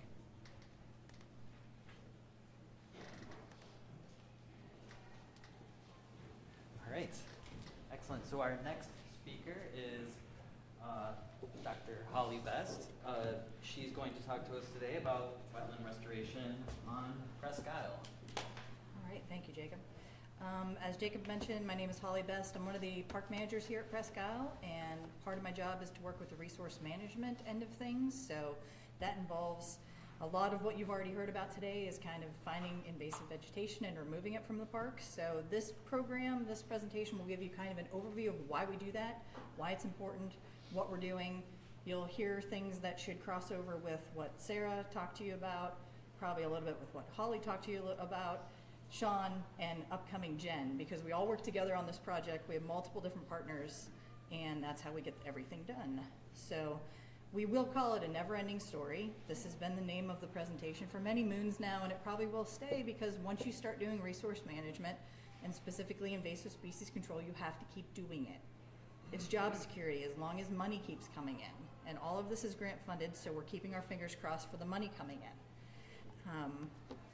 So, why is it important for Presque State Park to do resource management and protect our native habitats from these invasive plants? Sean talked a little bit about the formation of Presque and why it's here. It's a recurving sand spit, as he mentioned. You know, it's kind of like a slinky moving down the shoreline. We have engineered the heck out of this park to keep it where it is. So that's why it's maintained here as a structure. But since it's that recurving sand spit jutting out into the lake, separating us from Presque Bay, we are the only beach in Pennsylvania. So species that grow here, any of our shoreline vegetation, any of the insects, a lot of the different bird species that pass through here, a lot of them are not found anywhere else in the state. So by that very nature, they're rare, threatened, and endangered, so they're very important. In addition to that, we also have all the successional stages. In 3,200 acres, we have brand new beach at a shoreline all the way up to a climax forest and everything in between. So we're host and home to all of those different species of flora and fauna that live in those areas. We're along multiple migration paths, so all of the nesting and resting birds and insects that pass through here on their way. And we have to maintain a good habitat for them and their food sources. We also have a lot, as I mentioned, species of special concern. Everything from mussels, plants, fish, birds, turtles, all the things. So we have to make sure that we're protecting and providing habitat for them. We're identified as an important bird area. We're also identified as a national natural landmark. And, oh yeah, we get about 4 million visitors a year. So balancing all the natural habitat and maintaining everything for them, as well as having 4 million visitors that come here every year. And most of those visitors are here in the 100 days of summer between Memorial Day and Labor Day. Some of the special species that we want to make sure that we have habitat for. We have always had presence of bald eagle and osprey, but they did not typically nest here in great abundance. Since we've been working on this project, we have seen a pretty good increase in the nesting habitats. For instance, about in the late 1980s, 1990s, everybody kind of installed these osprey nesting hacking platforms, is what they were called. It's a post with a platform on the top, and they thought, if you build it, they will come, and osprey will come and build a nest.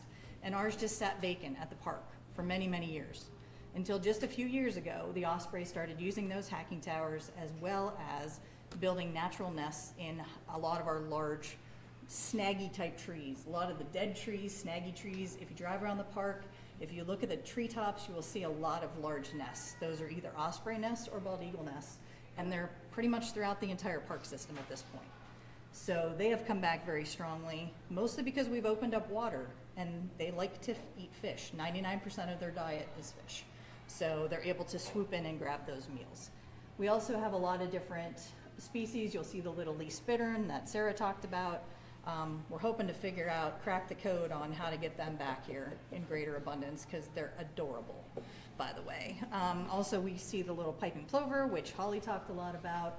That's been a lot of effort out at Gull Point to maintain an open sand plain for them. So out at Gull Point, we're not just removing invasive plants, we're actually removing any woody vegetation, because they want to be in open sand where they have cobble. That's where they want to lay their nest.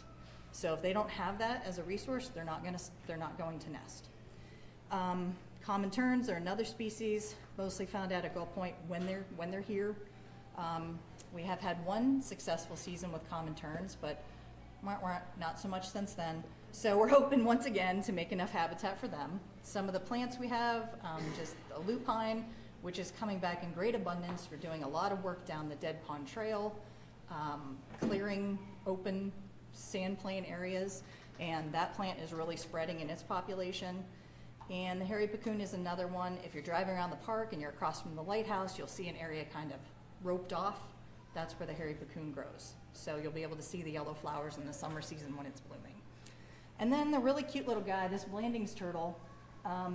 We are the only location in Pennsylvania where Blanding's turtle are known to be. So we had like the last population, and no one could even say that it was actually a breeding population because there were so few animals.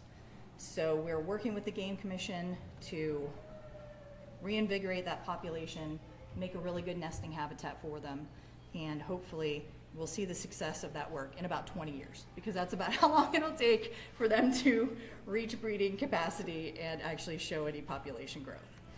It's a long game. All resource management things are long games, very long games. We really, as I mentioned, everything we do here is a balancing act. Everything we do has positive or negative impacts.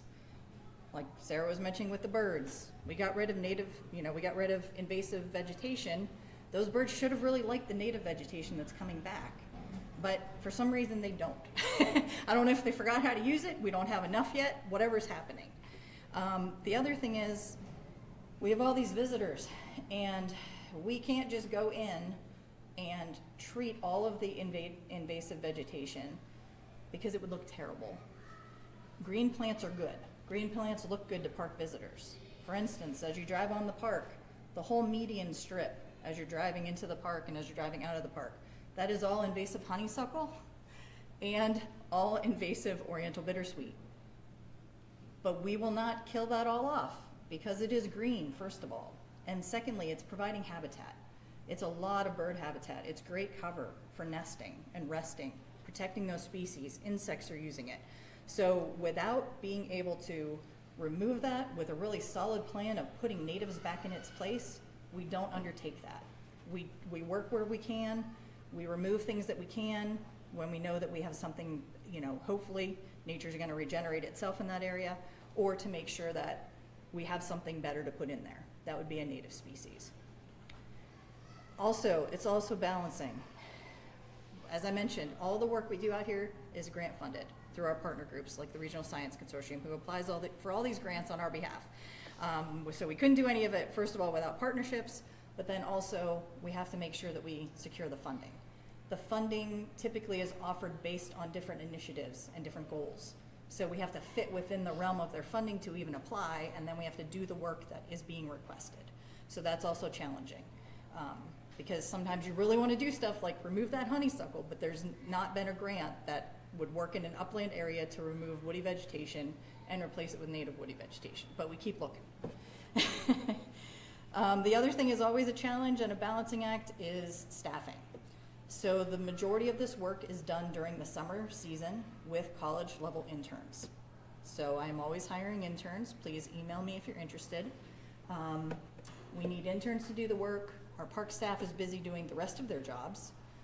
In the shoulder season, so later in the summer and into the early fall when the interns have left, we also then rely on a small but mighty crew of environmental education staff, resource rangers, and maintenance who work together to go out on an airboat, and they also work still on some UTV targets and help us kind of wrap up the fall season after the interns have gone.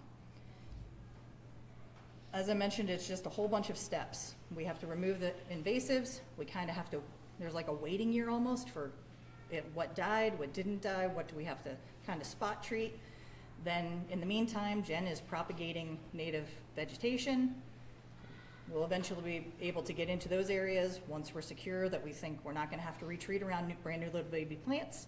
And then she'll put her baby plants out there, and then we have to kind of maintain that area. So once she puts her plants in, that doesn't mean we can just go, hey, thanks, all done.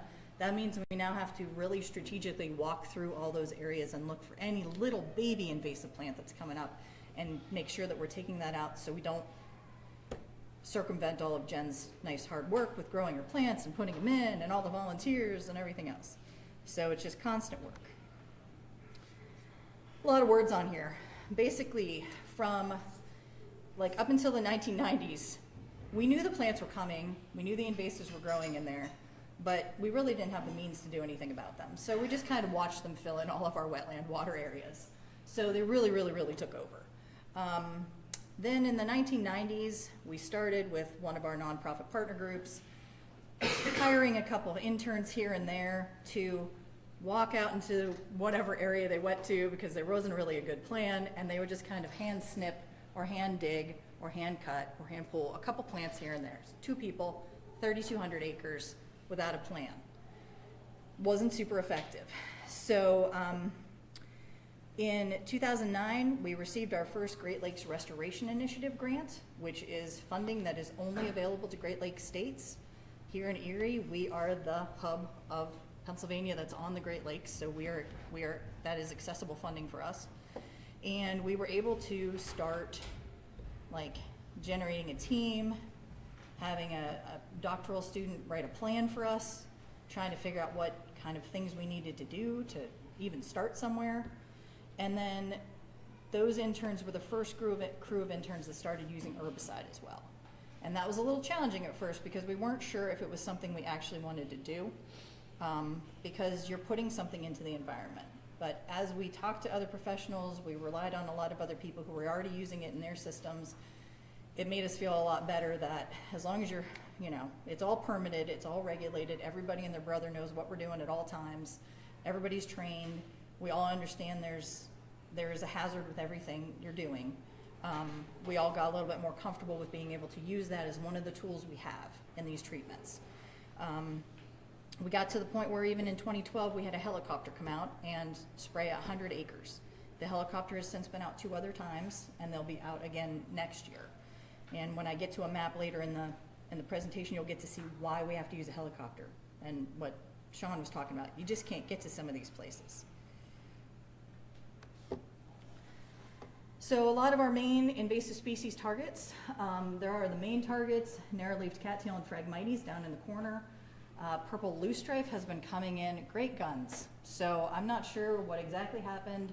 Some other folks talked about different changing water levels. We're at the mercy of the water levels here. We are at water level at the park. The groundwater is right there. My best guess is that a whole bunch of seeds were germinated during those rising and falling of water levels, and we really had a purple loosestrife release program. So we've been dealing a lot with purple loosestrife the last couple years. Flowering rush kind of ebbs and flows again with the water levels, how prolific it is in those emergent edge areas. Ailanthus is an upland species, but that is something we always want to get rid of because that is a host plant to another invasive kind of terrible insect, the lanternfly. So we want to make sure that we're not encouraging them to come here by having their host plant available. Some other upland species then, we work somewhat on these, and then Jen also works with these with her volunteer weed warrior crew. But that includes garlic mustard, the honeysuckle I mentioned, oriental bittersweet, and Japanese knotweed. So as I mentioned, when we were able to work with that doctoral student who kind of helped us develop the plan, she developed these 4 tiers of prioritization for the park.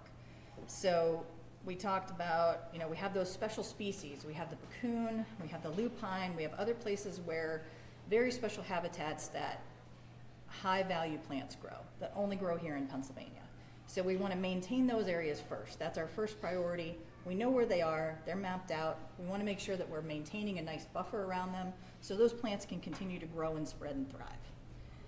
The next thing we want to do is always do that. So we keep going back to those good areas because you can't let them go for one season even. And a lot of times around those plants, once again, it's not just invasive vegetation that we're clearing out, but we're clearing out other less desirable natives to promote the growth of these very important natives. So that's something we have to always kind of balance and weigh and measure. The other thing we're doing is we're trying to get, as soon as we see them, any of those small scale infestations. So if the interns are driving around and they see one little stalk of Phragmites or one little piece of cattail or one little individual purple loosestrife, those are the things we want to take out first, because it really does not take them very long to turn from one little plant to a big monoculture of this plant that then is a very challenging thing to remove. Then the fourth and final thing in the steps of prioritization is to go in and walk into the wall of invasive plants and just start chipping away at it. And it's the best we can do. That's the most daunting. It's the least satisfying because you can work all summer and interns work all summer and they don't get to see the fruits of those labors. They can see if there's an individual purple loosestrife and they go dig it out. They're like, woohoo, we did it. They're just spraying at a wall of plants. So I always encourage them to please come back the next season. Please come back and see it again because we can do a whole lot better. When we walk into those walls, we call it peeling back the layer. It's like an onion. And this is what our staff does in the fall time on the airboat. They're kind of going into those areas and just spraying the outer layer. Next year we come back, we get another layer. That's the best we can do. We go as far as we can, and then the helicopter sprays what we aren't able to get to. So here's a bunch of different techniques that we will use. We use starting at, they all have great names, glove of death. So the cotton glove up in the corner is just to represent, you know, you wear your safety nitrile gloves, you put cotton gloves on, you spray them with herbicide, concentrated version of herbicide.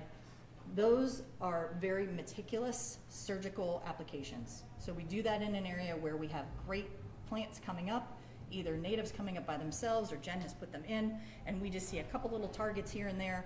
We walk through those areas and very carefully treat only those invasive plants. We don't want to have any overspray or do any damage to any natives.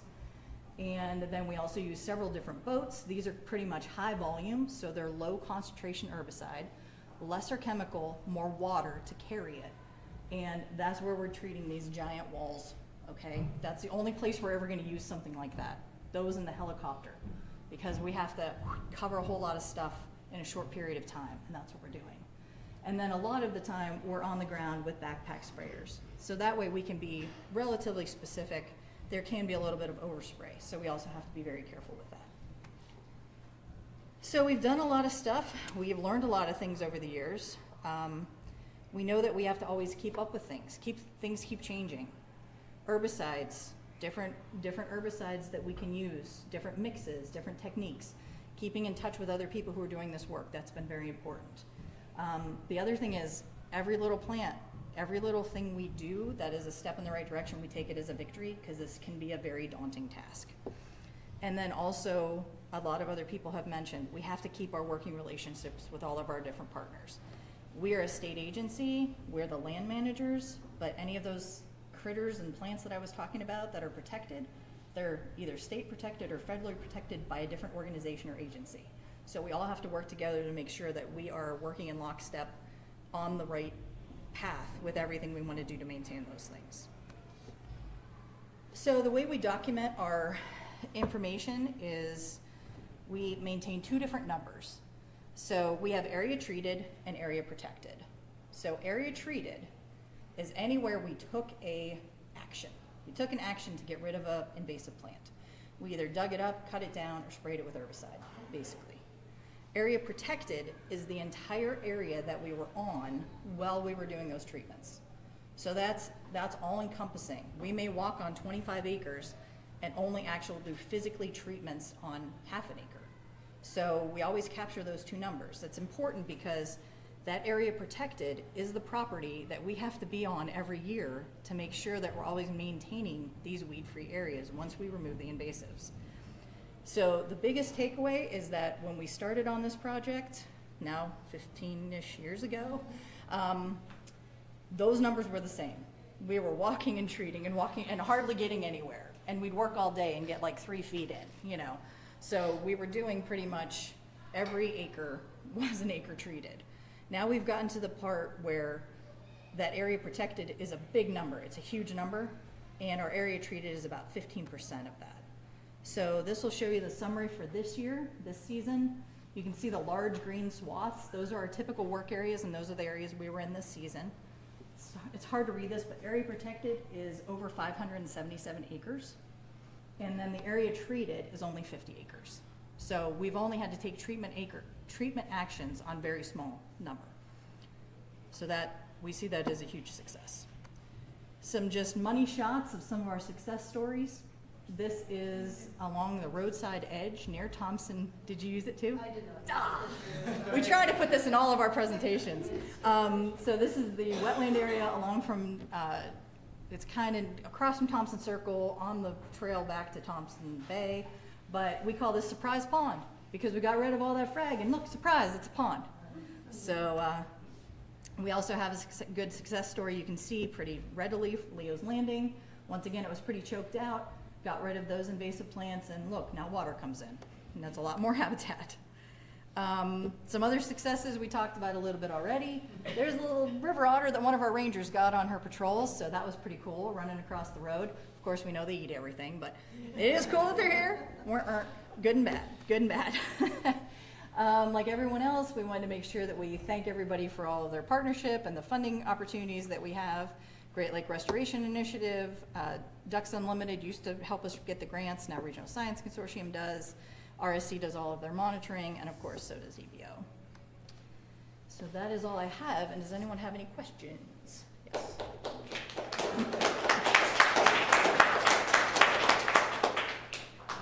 when you talk about funding, and obviously that comes from the state, you were saying that there's protocols that you have to follow to be able to use the money, or just to be able to apply for that specific? Yeah, so none of our money comes from the state. So, well, I won't say that. State employees are covered by our wages. We're paid by with our positions, and we can do this as part of our work. So I don't get grant funding to cover my position. The education staff, maintenance staff, those guys that help out, they're covered by their work duties. But any of the work that we do, so hiring a helicopter, buying any of our herbicide, buying any of our equipment, gators, UTVs, shovels, all that stuff is purchased with federal grant money. So when we apply for those grants, they're usually pretty structured on, this is what the grant will cover this year. This is what you're allowed to apply for. So usually it will say pretty strongly, like, you can only work in an emergent edge. You can only charge 10% of this grant toward monitoring. The rest has to be active work. Your measurable objectives are how many acres you can treat and things like that. So there's a lot of benchmarks. Grants are fantastic and they're great when you can get them, but you have to follow their rules to be able to use their money. You mentioned that it's hard to find or impossible to find grants for upland treating. If you were, what would be the target species? I'm guessing multiflora rose or something? Or? I mean, for sure, we would start chipping away at honeysuckle in strategic locations where it would increase view sheds. Because once again, 4 million visitors, and we do get complaints that people can't see the water when they're driving. So we would, we try to balance that out. We also have Oriental bittersweet everywhere. Was that your Oriental bittersweet? Yes. This is now the sign for Oriental bittersweet. So we have tons of Oriental bittersweet, uphill battle on that because it drops so many seeds. So that could be kind of like a 1-2 punch, getting rid of those two things. Also, we have some kind of independent populations of privet, burning bush, some things that might be some low-hanging fruit that we could actually eradicate. That would be nice as well. And you were talking about how you guys, in order to get invasive species out, you guys use like, regulators and insurers and stuff. Have you guys done like volunteer stuff, or like you guys use like local areas, like even such as like schools or like Boy Scouts, Girl Scouts, with this being an education center as well? Yeah. So how we kind of break the project up is I do most of the work that involves herbicide application. So for that, we want to make sure that everyone has a really good understanding of herbicide application, the safety measures taken, and everyone who works with herbicide within my crew is actually trained and is a card-carrying member as a registered technician. So they go through training. So that is just my intern crew and then our park staff. The volunteers come in because Jen is a partner. Are you going to talk about this too? I will. Okay, so I don't want to ruin Jen's talk, but she works with a volunteer crew called the Weed Warriors. They include all of those groups that you mentioned.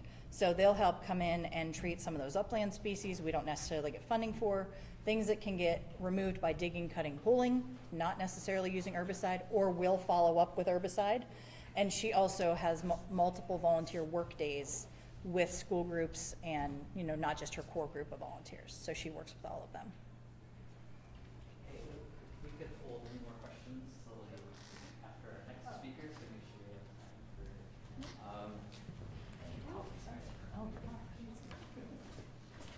Okay, so we have our third and final speaker of this session, Jen Salem. She's going to talk more about wetland restoration and dune restoration as well. And if you have any other questions for any other speakers, we do have lunch after this session, a full hour break. Well, don't tell them that. They won't listen to me now. Feel free to ask questions, and then we have our third session after lunch at 12:30. Please join us for that.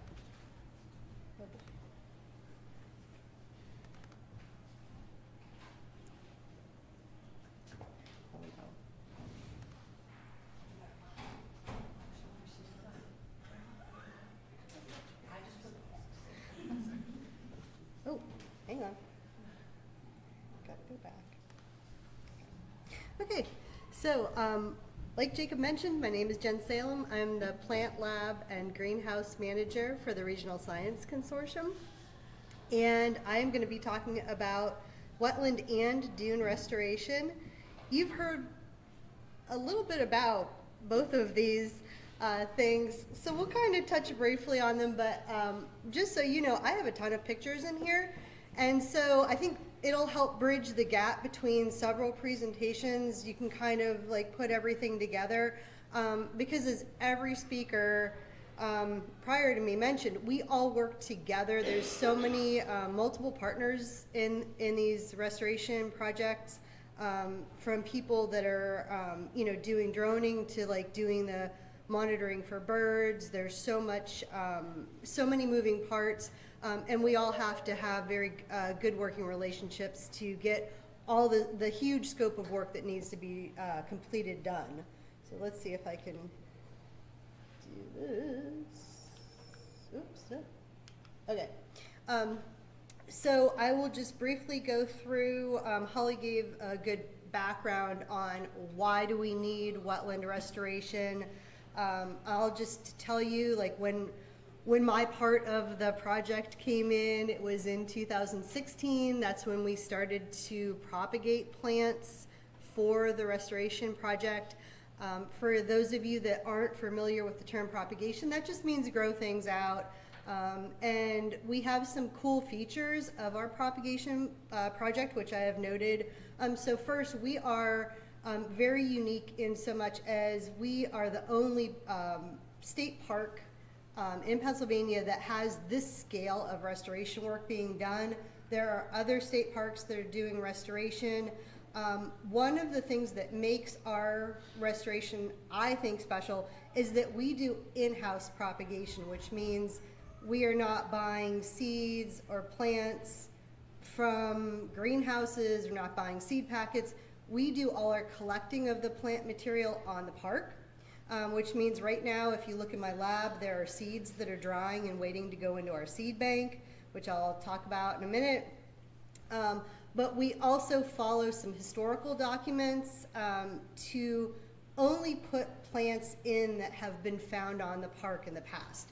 So we're not making new introductions of plants, we're just accentuating what's already there. We do try to increase diversity in certain areas, but we're just sticking to plants that have historically been found here. They're right for the climate, they improve habitat, other wildlife use them, so there's always a reason for what we're choosing. And we do look at factors like birds, other wildlife, including pollinators. Of course, if you had a choice, why wouldn't you put something in that another organism can use? So I'm going to talk about some of our techniques very briefly. My hand shows up in a lot of these slides. I apologize. But we take things from vegetative cuttings, which is, let's see, this here. We do a lot of hardwood cuttings. These are some nice, like 2-year cuttings. We usually don't wait that long to put them in anymore. Of course, seeding. And when I do hardwood cuttings in the winter, this is what they look like when they're brought in. So they're just dormant sticks from shrubs. So that's kind of an interesting component of our program. And one of the reasons that we actually can propagate in-house, this is probably the #1 reason that we can do it and other parks can't do it, is because we have all the right equipment. We have access to this greenhouse. This is the little greenhouse that's attached to our building in the research wing. We also have a plant lab, which serves as my office, but we also work in there to do seeding. We do some identification there. And we have a really cool thing. It's a seed bank. It's in our walk-in cooler. And essentially it's a storage cabinet for seeds. And so we do collect seeds every year. We save some of the seeds, but we also use the seeds. So it's a working seed bank and it's for storage. Currently we have about 150 species of native seeds in there. They need to be dried first. well, first they need to be identified, right? Collected and identified, and then they're dried. We don't want too much moisture in the seeds. And then they're packaged and labeled and go into glass jars. So we're very excited to have that. That helps us out greatly because prior to that I was keeping seeds in a little plastic storage tote. So this is really cool. We also have a growing facility on Presque State Park. The park was very generous to allow us to have a tiny little bit of the park to kind of store our mature plants, and then also that's a great distribution site because it's almost right in the middle of the park. So it's very easy to bring a truck down, load up your plants, and take it to a wetland or a dune now, and get things where they need to go. Unfortunately, we did have a little bit of an accident with the cold frame down there during the snowstorm on Black Friday last year. So we do have a new structure that was put up. It's much smaller, but hopefully it'll be able to, I guess maybe handle the weight of snow load right now.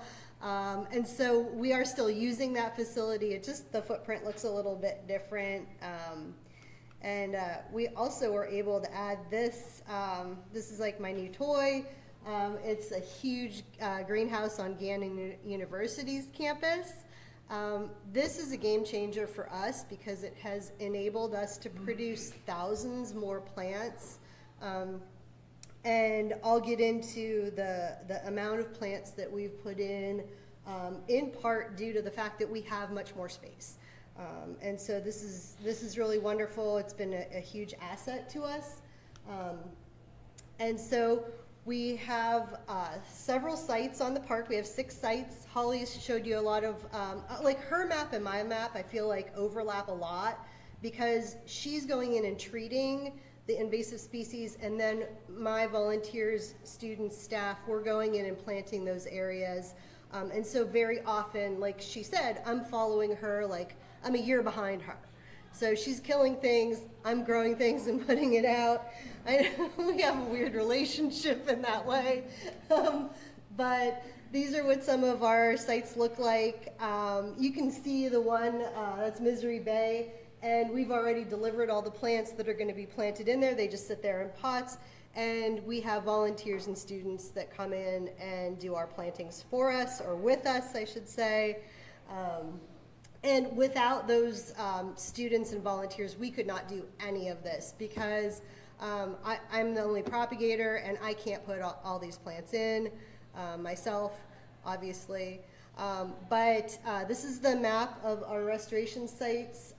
They are indicated in green, and we put in over 4,000 plants this year for just the wetland restoration project, which that's about average for us, but when I talk about dune restoration, I think you'll get like a good idea of the scope of how many plants we're actually putting in. In addition to growing plants and planting plants, I also get to look at plants occasionally and do some monitoring. We do go out, we look at what's growing in the wetland areas that we're working in, and we're looking at floating, submerged, and emergent species. We like Holly mentioned too, there's like no funding really that much, or at least that much, for monitoring. So this isn't something that gets done every year. It's something that's important though, because we do like to see what species are occurring. This is actually how we sometimes find new or undocumented species on the park, and unfortunately new invasive species pop up when we're doing this work too. So it's always important to keep boots on the ground and look at what's there, because we find all kinds of new and weird stuff. So this is a newer technology that we've done. We installed rock socks in 2024. Oh boy. And those are something that we're going to continue on. We did some work at the Gull Point Trailhead that was flooding out quite a bit, and it had also underwent some of Holly's treatment. And we had some less than desirable vegetated areas there, so we put rock socks in. They're basically a burlap bag with plants growing in them, but they're heavy. So when the water levels change, as they often do down here, they don't move. So if you put plants into the ground by a wetland and then you get a storm, the plant gets lifted out and then it disappears. So I might have put 1,000 plants in somewhere, and we actually had that happen at Leo's Landing a couple years ago. They were gone the next day. So this is something that gives us some stability. It can be used in many different applications, and usually it's used in more dynamic water settings than a wetland, like a shoreline or a stream bank. But we've got lots of those here too, so I feel like this is a really cool fit for the park. And these are just some photos of the building and installation. The rock socks need to be grown out in water before they can be put into a wetland. So if you would drive by the park growing facility, there are 6 artificially made ponds that we have now that can accommodate several hundred rock socks, which we'll be producing next year.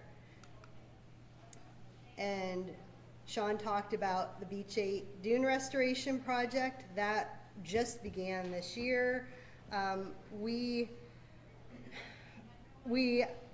unloaded about 27,000 tons of sand into Beach 8. I think that's really cool. Like Sean said, the heavy equipment, moving it around was awesome to watch. And then we put plants in the newly formed dunes. So here's what they look like now. And in fact, this picture here, I just took maybe 3 weeks ago. So if we go back one, look at, I mean, I realized they had just dumped the sand, but I think that gives you kind of a good perspective as far as like how there's nothing when the sand is first dumped onto the beach, and now you can see that there's an awful lot of plants growing there. We had multiple large groups of folks that came out to plant, and we did put over 4,000 plants in. So the total for our dune and wetland work together was about 8,100 plants altogether, which is that's double what we typically put in. So, and again, we have the right equipment to get all those plants made. Really briefly, because I know I'm running out of time, Weed Warriors is a volunteer program. They originated not with me, but many, many years ago to manually remove, which means hand pull, all the invasive species that don't technically need chemical treatment. We also go and we will remove some things like biomass left over from Holly's team coming through and like spraying. We are always identifying new invasive species, and we are looking for new volunteers. So we meet almost every Tuesday in the 100 days of summer from 10 to 11:30, and all are welcome because that's a really fun group to work with. These are just some pictures of my gang. If you see people working in orange shirts, that's them. And a couple more pics of the restoration project. Let's see here. This is where Weed Warriors works. We cover about 180 acres. That's not really a great indicator of how many we work because we work over the same acreage very often because at certain times of year there's different invasives coming out. So for example, we start with garlic mustard and kind of end with bittersweet. They're a really great gang. So this concludes my presentation. I did want to thank National Fish and Wildlife Foundation. They are our funder. And we work with a lot of great partners, which most of which are listed here or have already given their talks today. So did anyone have any questions?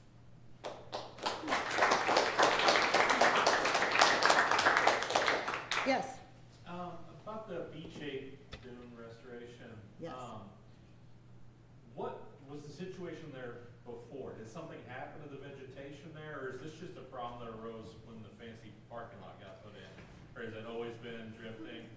It actually arose with the development of like the parking lot, and I think maybe they took dunes out to give that like big wide open access, if you know where like the lifeguard chair was and things like that. And if you were there like several years ago, you'd see like all that sand just blowing right out into the parking lot. It filled up those swales that were in between the parking rows. And I think that the maintenance department had to keep like sweeping that up and things like that. They were spending a lot of time doing that. It was eroding out into the outbound lane there too. So we kept looking at that, thinking that doesn't seem right. And you know, we trialed dune plants, and we were good at growing the dune plants, and wanted to take on a project like this. So yeah, that's something different. So, but I had to learn how to switch from wetland plants to that like everything wet to dune plants that like everything dry. So, but any other questions? Yes.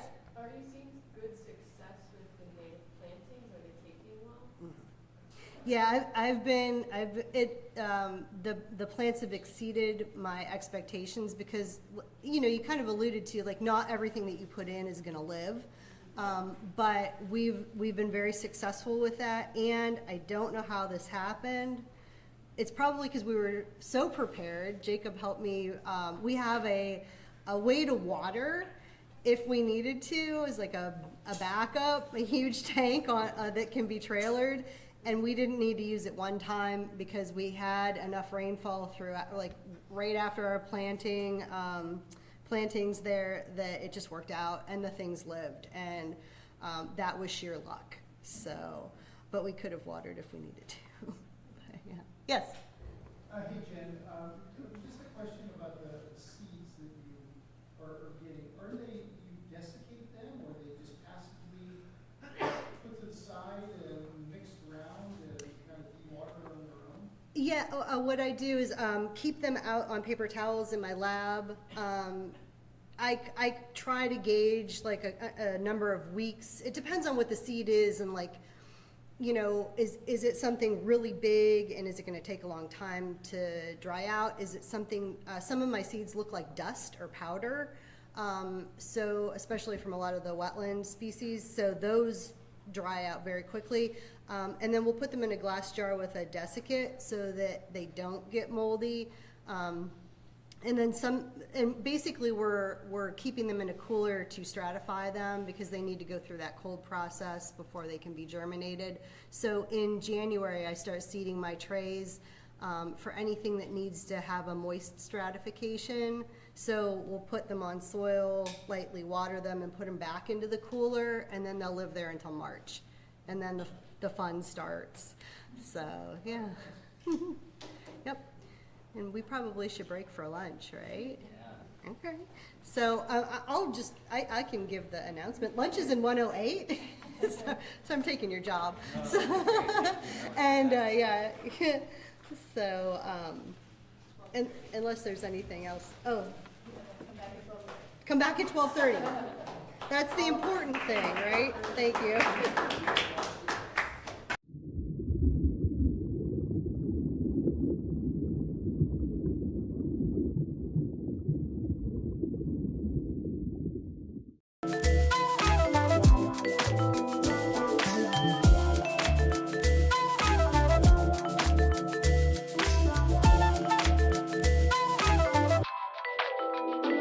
Yeah.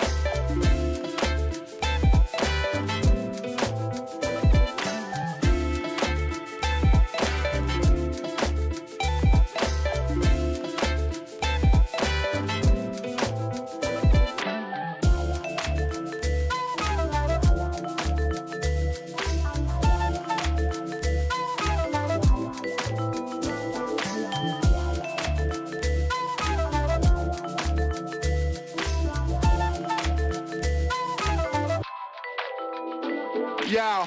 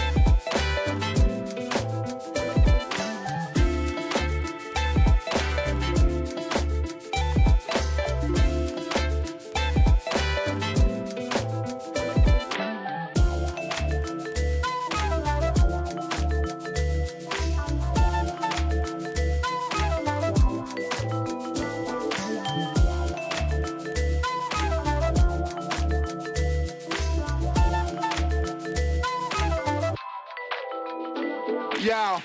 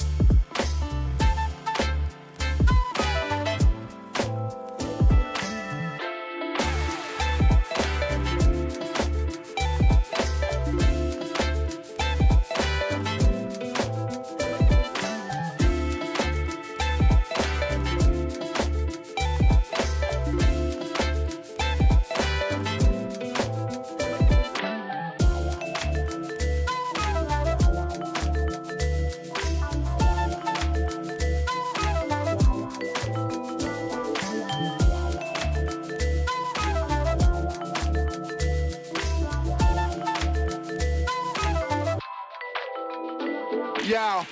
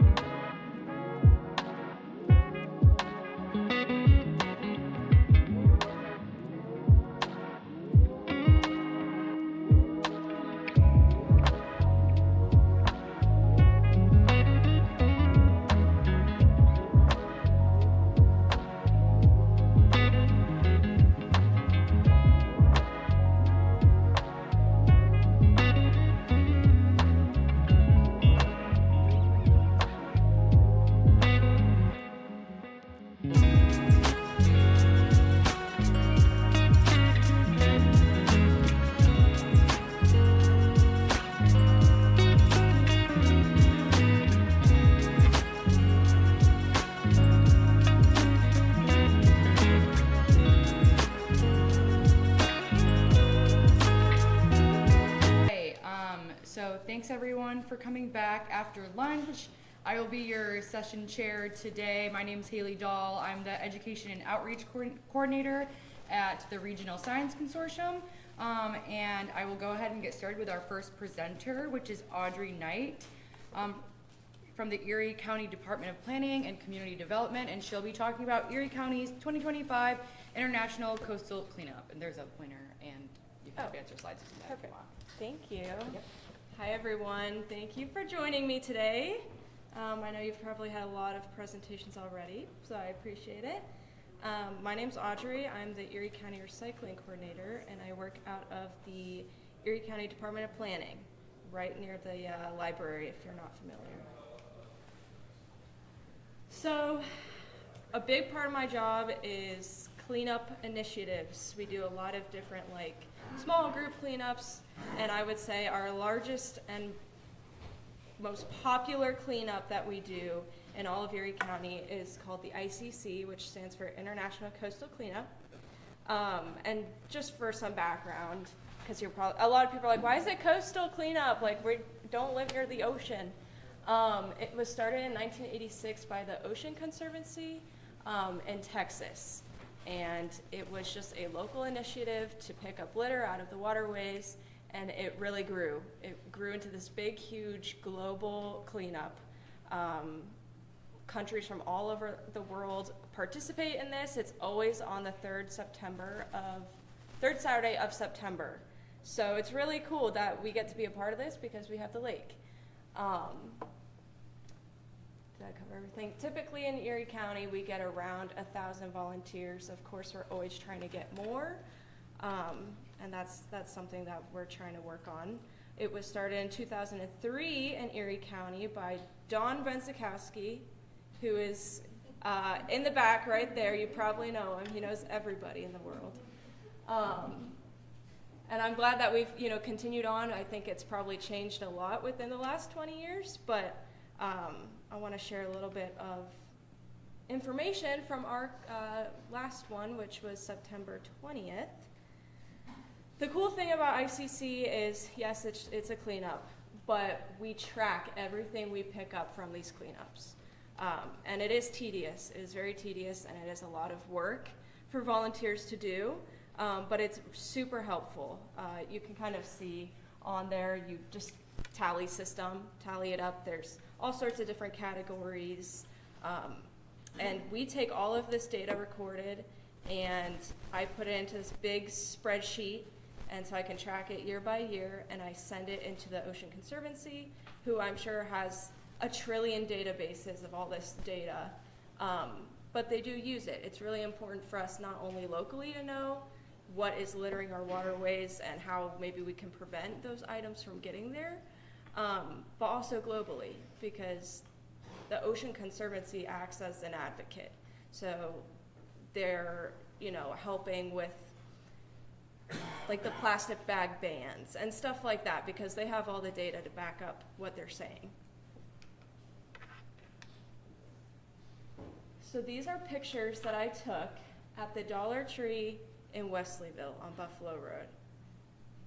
I didn't want to add any text because, as you can see, like, it's pretty bad.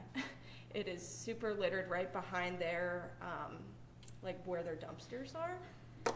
And I think this really shows that, of course, there's an issue, and ICC is a great, it's not a solution, but this is what we do. We go out there, we find locations like this that you wouldn't typically know. You don't see that just walking outside of the Dollar Tree, but it's back there. And it does really turn this local issue, and it gives us some global data, local data, and then we're out there cleaning up. And we do get a lot of school groups going out, and they're seeing this firsthand, which I think is really helpful for kids, high schoolers and college-age kids to see and to help towards and clean it up. So these are some stats that I like having the stats. I think that's the fun part. We had 25 locations this year. Last year, I think we only had 16. So we are expanding, and we're always looking for new locations. If anybody ever at any time of the year knows any locations that tend to get really littery, feel free to reach out to me. The last pictures I showed you were from the Dollar Tree. We had 3 separate cleanup events at the Dollar Tree. That's how bad it was. And each time they had enough litter, they were still finding it there. Our furthest location this year was in Union City. They did the high school. A high school group did the campus of the high school. Most volunteers, it says Presque, which is probably true, but we had a ton of kids from Gannon do Give Day downtown, and it is awesome. They are great. They go out there and they pick up so much litter. But of course, Presque is a big one because people love Presque. They want to keep Presque clean. But there are so many other locations out there that are way worse than Presque. So I think going forward, we're going to try and focus more on areas like the Dollar Tree, things that aren't maybe as fun and pretty to walk around on that Saturday, but super important.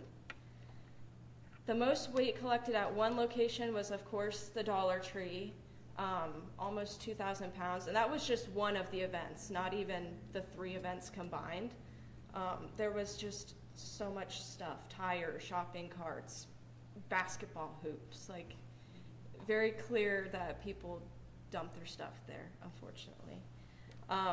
And the most trash collected per person was at the Wintergreen Gorge, which averaged out to be around 73 pounds of litter collected per person at the gorge.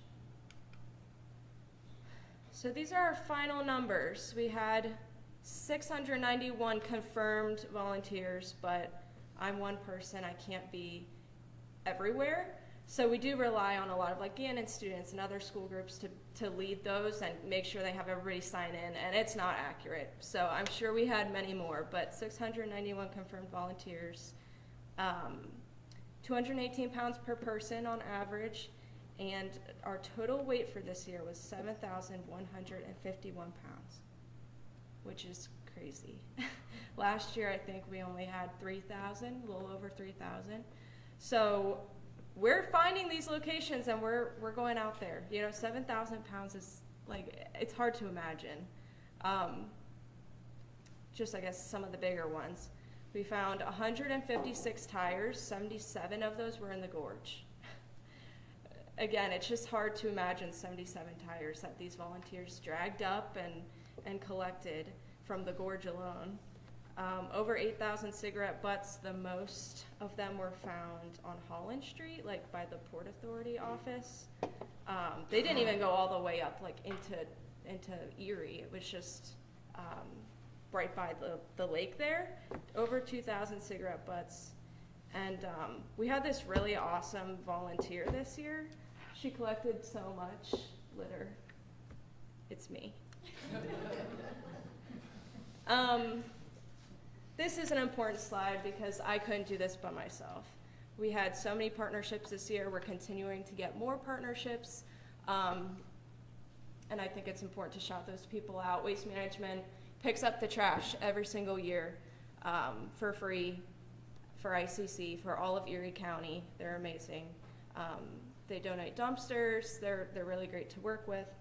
Giant Eagle this year, something different. They sponsored us and donated water bottles and snacks for volunteers on ICC Day, which was amazing because they reached out to me. I didn't even think to ask a local grocery store, but they were really into it, and they reached out to me and wanted to help in any way they can. I'm like, well, it's a volunteer event, so you know, helping out those volunteers, because without them we wouldn't have this event. So they did that. Janitor Supply, they donated bags, gloves, they're really nice heavy duty like cloth reusable gloves. PennDOT always gives us trash bags.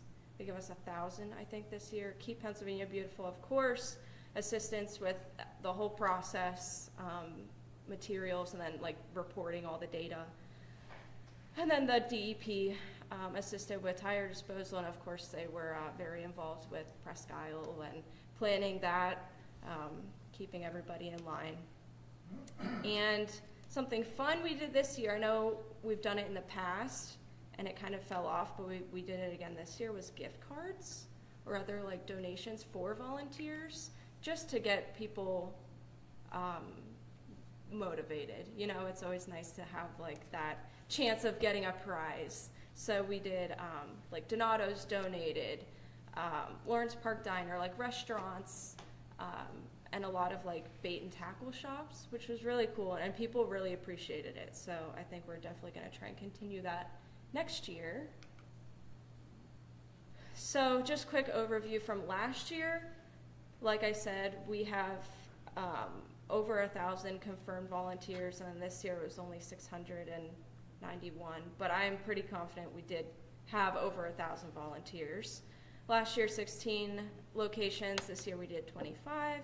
And then I know I already mentioned this, the 3,000 pounds last year and 7,000 this year. So we're already thinking about next year. It will be September 19th, Saturday morning. We're very flexible. If you have a group that wants to go out that whole week, you know, on a Tuesday or Friday or whatever, we're very flexible. We just need it to be within September to count towards ICC for Ocean Conservancy. But if you're ever interested, want to volunteer, want to be, I always need site coordinators, which are like the people who check the volunteers in and make sure everybody has their materials and stuff like that. Feel free to reach out to me. This QR code will just take you to a form so that I know you're interested in anything ICC related for next year. And I am thinking of doing a spring cleanup similar to ICC. So we'll see. Stay tuned. But if anybody has any questions, please let me know. That's all I have.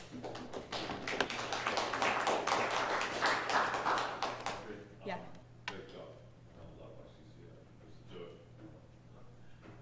with the students, but a question. Now that IRD is not going ahead, what do we have with the plastics that they were collecting? I know that I contributed in one of the black bins they had over Yeah. in Erie City. Yeah. And all those plastics, I think, went out to their, what was gonna be their plant. Are they Right. still sitting out there, or where do they go? I'm not sure what the status of that is. I know they were planning on cleaning it up. Cleaning it up. Do you know, Jeanette? Do you know anything about? I'm not sure what actually ended up happening with that. Probably a warehouse, a lot of plastic. That might be a question for DEP or DCED, whoever was helping them out. Yeah. I know they got a loan from the federal government, Yes, so they there did. may be some stipulations or conditions in there too. Right, right. Yeah. Yeah, I'm not sure. That's a good question.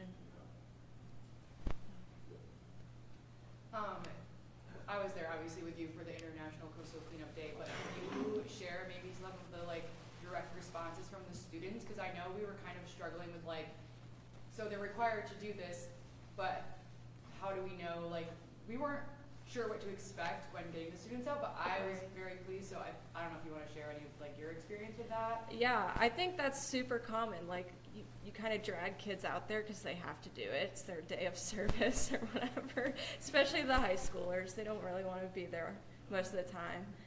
But they get out there and it's like kind of fun. It's very satisfying when you get out there and you saw the pictures from Dollar Tree. Every little square inch there's some sort of litter. And I've gotten really good responses, especially from the students who go out there and at first they don't want to do it, and then it's like, oh my gosh, like we didn't know it was going to be this big of an event. We had like the high school boys pulling out the tires, even the girls, they got into it, all the heavy tires, and especially at the Dollar Tree, the one that you were at. I think it becomes fun, and I think they have to feel good about themselves at the end of the day. And it seems like they lighten up and they like it. And I have heard kids say like, oh my gosh, we collected how many pounds? Like they really like to know how many pounds they collected. And like at the Dollar Tree, that high number, that was almost 2,000 pounds. That was with the high school group, so they loved it. You know, it was like a competition who could get more litter. But yeah, that's a good point to bring up. It's really fun to be there and see them interact with that. Yeah, just to add to that, like my experience when having adult volunteers versus students, honestly the students seem like more excited and interactive than some of the adults sometimes, so Yeah. I think it's good to get them like inspired and Absolutely. Yeah, I see that too. Although like we do get Erie insurance groups and other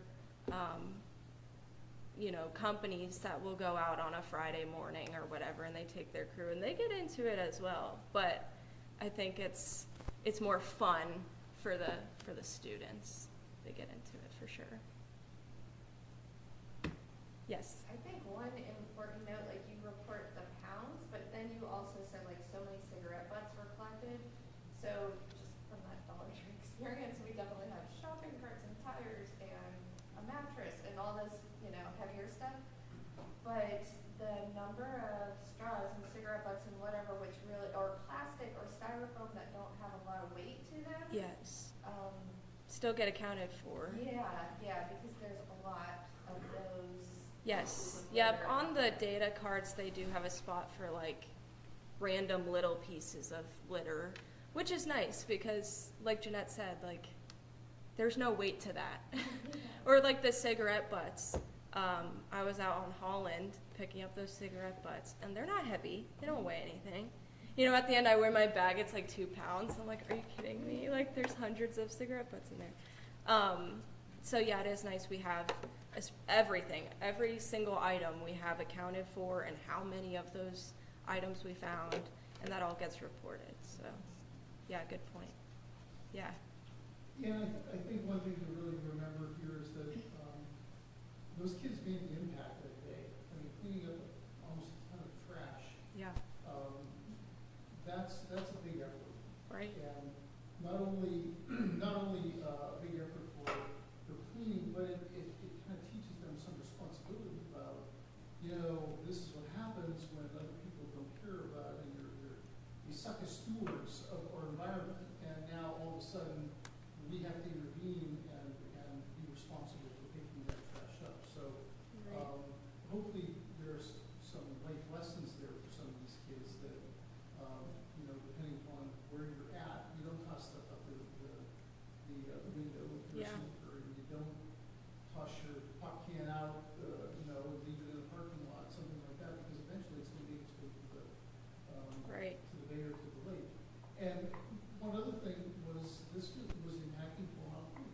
This is right on the bank of Beaumont Creek, where the West Eagle Conservation Club stocks trout for the first day of the season. So, so all that stuff isn't going to make its way downstream. Yep. Yeah, good points. Absolutely. Any other questions? Cool. Thank you.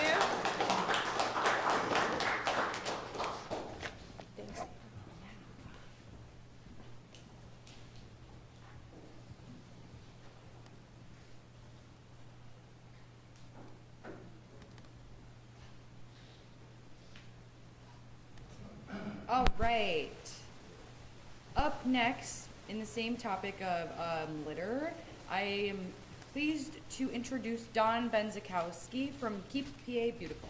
Here's this. Hello. Thank you. Yeah, you're welcome. Hey, everybody. Hey, Don. Let him mute the laptop real quick. Oh.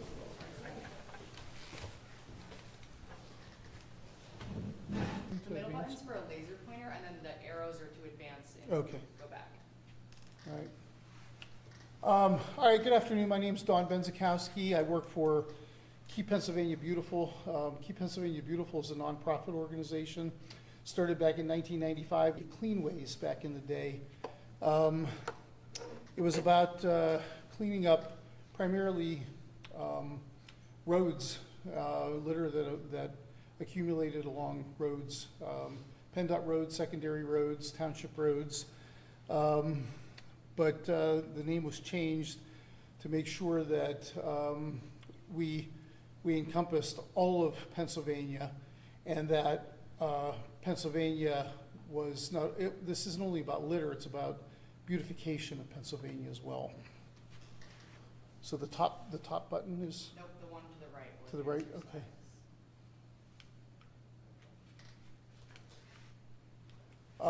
I'm one guy. I retired from DEP 5 years ago in the coastal program, and I'm one guy up here. So I rely on partners. The only way I can get my job done is to partner with folks like all of you in the room here. So we've had a tremendous number of partners so far since I've been working, Lakeshore Towing, Regional Science Consortium, Jeanette, and all of the staff here. Erie Western Pennsylvania Port Authority, Waterworks, City of Erie, County of Erie, Keep Erie County Beautiful. I worked extensively with Audrey in the Erie County Conservation District. So let's talk some trash, okay? We live in a friggin' trashy world, don't we? Too much one-time use stuff. Marine debris, litter, urban runoff, storm events, they all influence the health of Presque Bay and Lake Erie. What stuff that's tossed out of a car or a truck maybe miles away, will eventually make its way to a waterway and push its way into Presque Bay or Lake Erie. It's a continuing problem. Catch basins, some of the most damaging marine debris, cigarette butts, microplastics, food wrappers. Once again, cigarette butts are the most numerous type of trash that's picked up.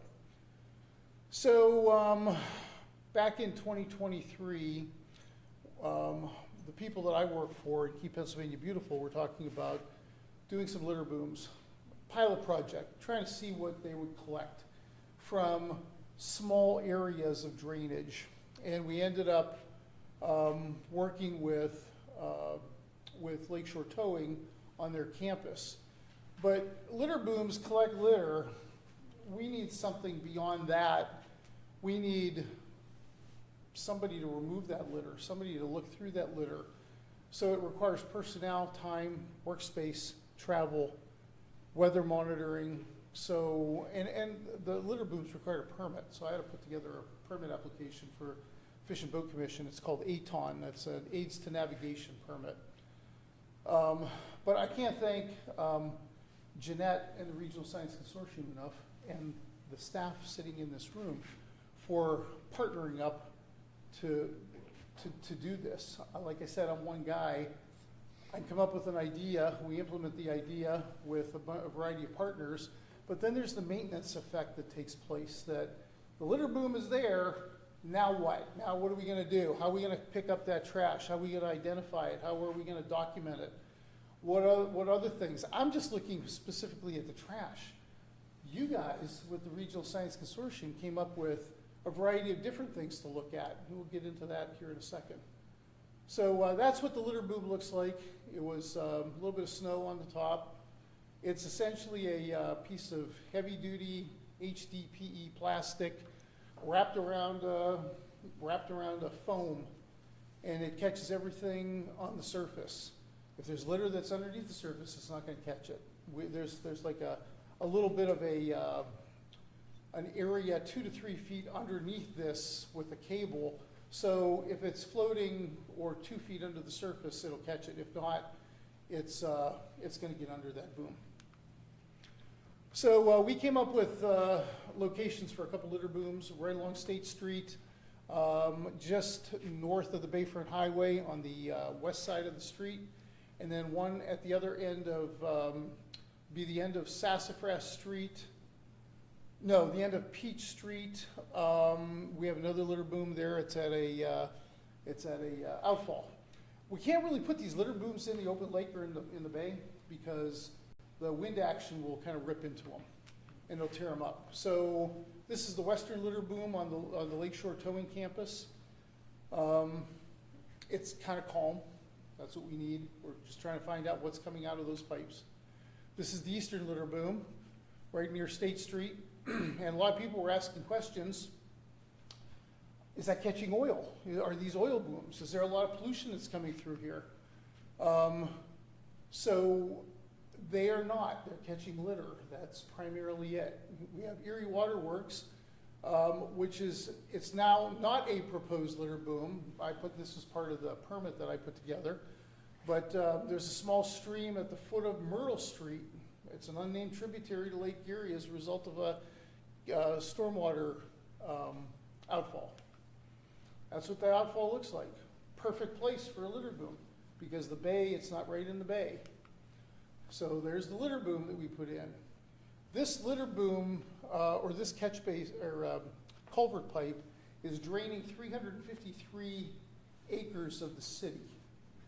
So it's a pretty much greater area than we've seen from the other acreage at the litter booms at Lakeshore Towing.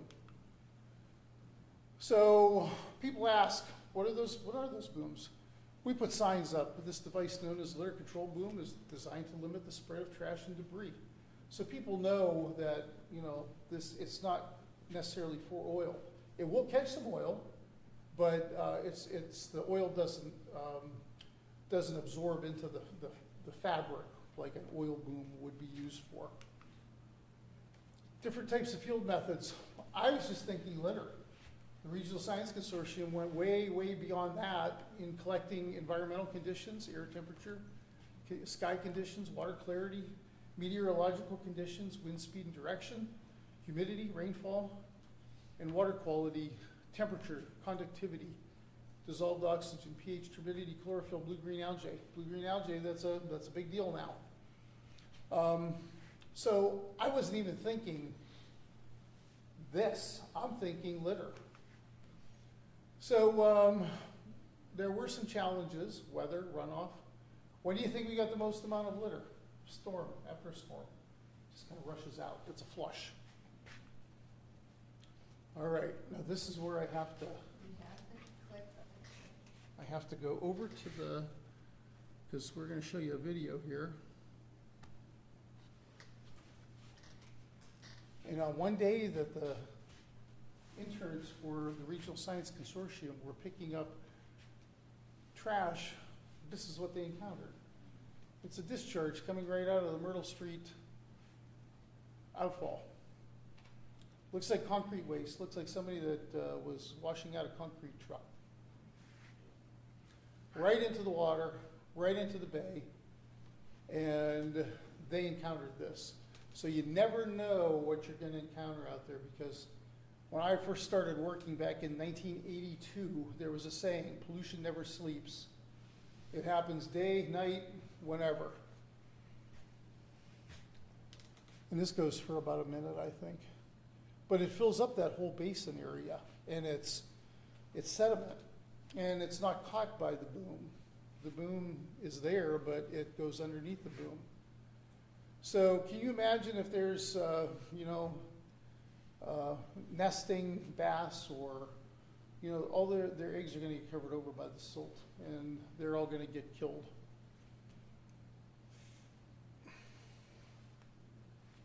Kind of disgusting.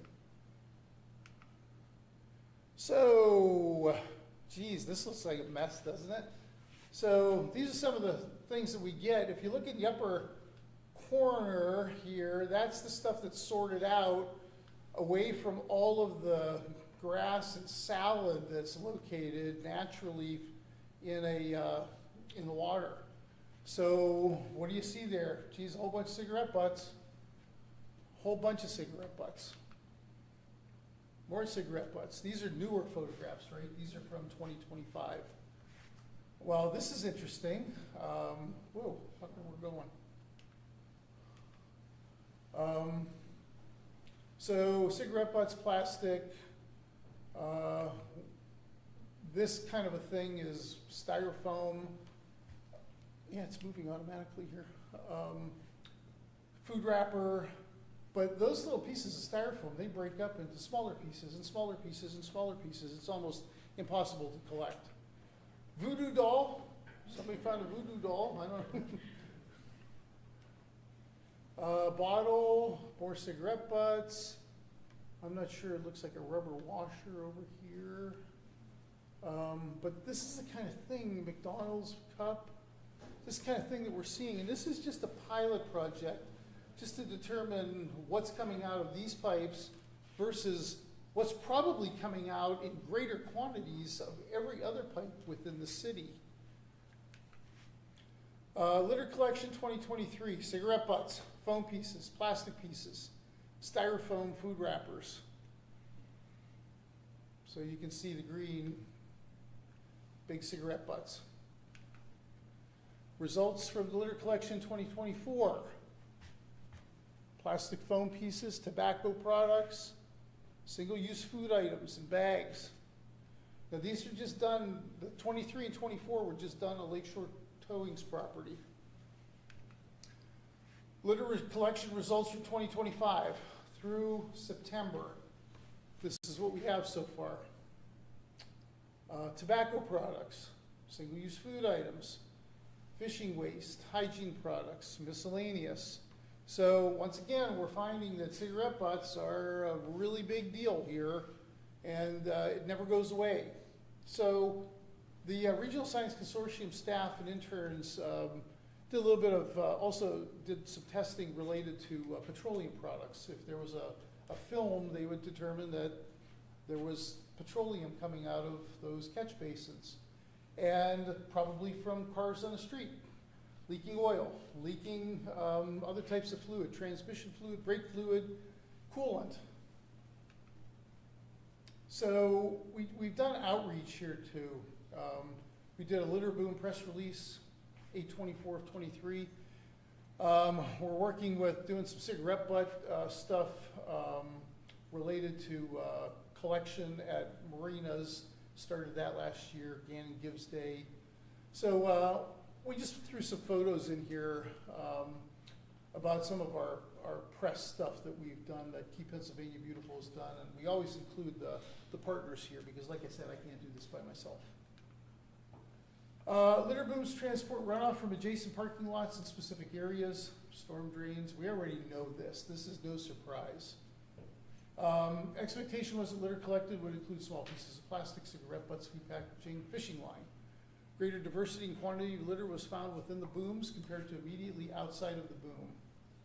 Outside the booms reflected litter that was transported there by wind and waves. So sometimes when wind blew the other way, the boom caught it, and the staff collected that material if it was outside of the boom as well. Project demonstrated the litter booms were highly successful at containing small items of litter. It's important. We're always looking for more places to put booms, but they have to be in areas that are relatively calm. There's a outfall within the Bay Harbor West Marina. It's about a, 40-inch pipe, and man, when that thing rocks and rolls, it actually vibrates the boats. There's so much litter and water coming out. It's immediately adjacent to a couple boat stalls. But when that water's coming out, we need a really massive boom in that area, which would really impede traffic through that marina. So you never know what you're going to find out there either. Observational actions to be taken by informing the construction company to prevent this in the future. It's critical because the Bayfront Highway is going to be closed until through next year for additional work because for convenience.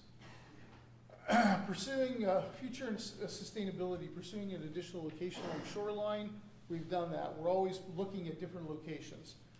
Litter boom would be located at Erie Waterworks property. Continue to seek funding to support the project at litter booms at other locations. Continue to work with partners and support student projects. So anybody knows of any marinas, any pipes, any outfalls that you think would be advisable, let me know, because we want to not only try to curb the litter that's getting in there, but we want to get some research related to that as well and find out what's coming out. That's me on the left, that's Jeanette on the right, that's some volunteers and staff on the top, and I can't stress enough, my success is really dependent upon working and forming relationships with all of you folks as partners.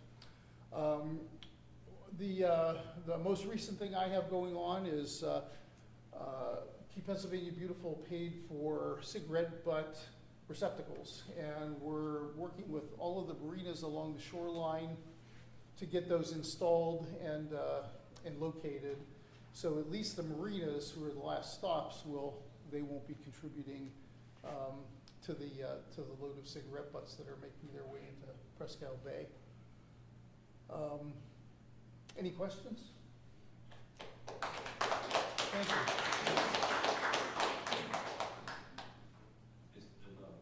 Yes, sir. Is that one, Erie Waterworks, is that where the Mill Creek soup comes out? No, Mill Creek Tube comes out on the east side, at the end of Ordock. Well, not at the end. It's kind of in the middle of Ordock Road. Yeah, steelhead actually go into that creek. There's people that fish right there for steelhead because they make their way up that creek. So, you know, from a water quality standpoint, it's good, but there's still it's adding litter coming from a vast majority of the east side of town. If you know where Alfie's Pizza is on 30th and Glenwood Park Avenue, it's that's Mill Creek. That's where the tube starts. The tube runs all the way down to just immediately west of the sewage treatment plant. So that's a big area where catch basins are located. Out of sight, out of mind, you know. I remember seeing a guy that picked up his dog crap, walking his dog along the street near my parents' house, put it in a bag, walked over, threw it right down a catch basin. So it happens all the time. So it's not only plastics and litter and stuff like that. It's organic waste that there's no reason for that to happen. That's all you gotta do is take it and throw it in your trash can at home. So this is a never-ending project, never-ending. Litter is gonna keep going, but I can't do my job without the help of all of you folks and partners. Any other questions? If not, thank you. I appreciate it. Have a great weekend. Get your shovels out.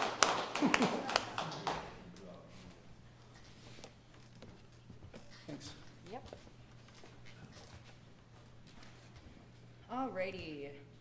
And for our last but not least presenter for this session, we have our own Dr. Jeanette Schnars from the Regional Science Consortium talking about our Pennsylvania Clean Marinas and Lake Friendly program.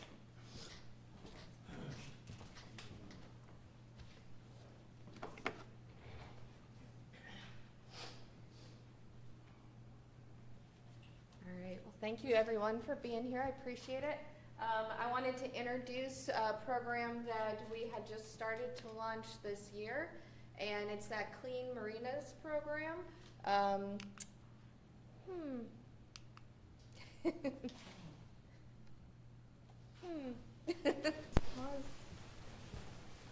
It's up here. Oh, it's turned off. Oh, the other clicker. There you go. Ah, wrong clicker. Got it. Oh. All right, so Clean Marinas program, we're looking to really launch it this year, but we did a soft launch early in the season. And the Great Lakes Clean Marinas program is best management volunteer program. Great Lakes, so Clean Marinas is nationwide, but Great Lakes came up with their own version of it, and they published that guide in 2012, and then again revisited that and updated it in 2017. And it was mostly Michigan Sea Grant and some of the other Great Lakes Sea Grant networks that contributed to that. And like I said, it's a voluntary program, and it's encouraging marinas and marina managers, as well as the members of the marinas, to have an environmentally sound practices and operating maintenance procedures, and throughout what they do, but also how they use the space.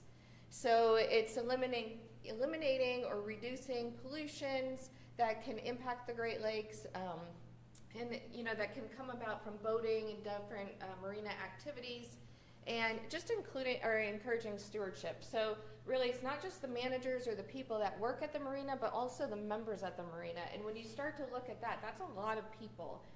So we have several marinas just on our bayfront. That's thousands of people that are members with boats there, and some people even don't have boats and they're members there as well. And so this whole effort for the Great Lakes Clean Marinas program was put together or supported by NOAA, EPA, and the Great Lakes Restoration Initiative. So as I was kind of digging into this to find out more about how we can implement it here, what really surprised me was out of the whole country, all the states in dark blue have Clean Marinas programs. So the Pacific Coast, the Atlantic Coast, Gulf of Mexico, and then you look at the Great Lakes, and every Great Lakes state except for Pennsylvania has a Clean Marina program. And out of the whole United States, only 14 states do not have a Clean Marina program, and we're one of them. We are on the Great Lakes. We have 77-ish miles of shoreline, depending on the year. And so we do have a significant piece of the pie there and should really be part of this program.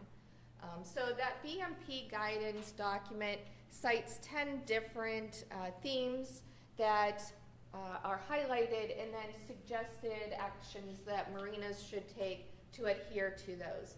So one of the ones we're going to focus on in here is the recycling one, but also we have put in proposals for the stormwater management one as well.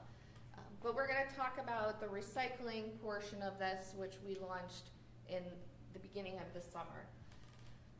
All right, so we started with the recycle boat shrink wrap. So boat shrink wrap is the largest single-use plastic item there is. So comparable to grocery bags that you might recycle at your grocery store. So that is much smaller than any boat shrink wrap. And think of all the boats we have down on the bayfront, from very small, maybe like a little John boat, all the way up to yachts that can be 30, 40, even more feet long. And then, so what we did is staff with the Regional Science Consortium, we went out and working with the Erie Western Pennsylvania Port Authority, we went to their boat yard and identified all of the different boats that had shrink wrap. So shrink wrap is very specific. It's not a tarp, it's not a canvas. It is actually a wrap that's put on there, and then you can see where they applied heat to kind of shrink it to the form of the boat. And so staff from the RSC went out and applied stickers, and these are the stickers right here. So it created some awareness, like, hey, we're doing a recycling program.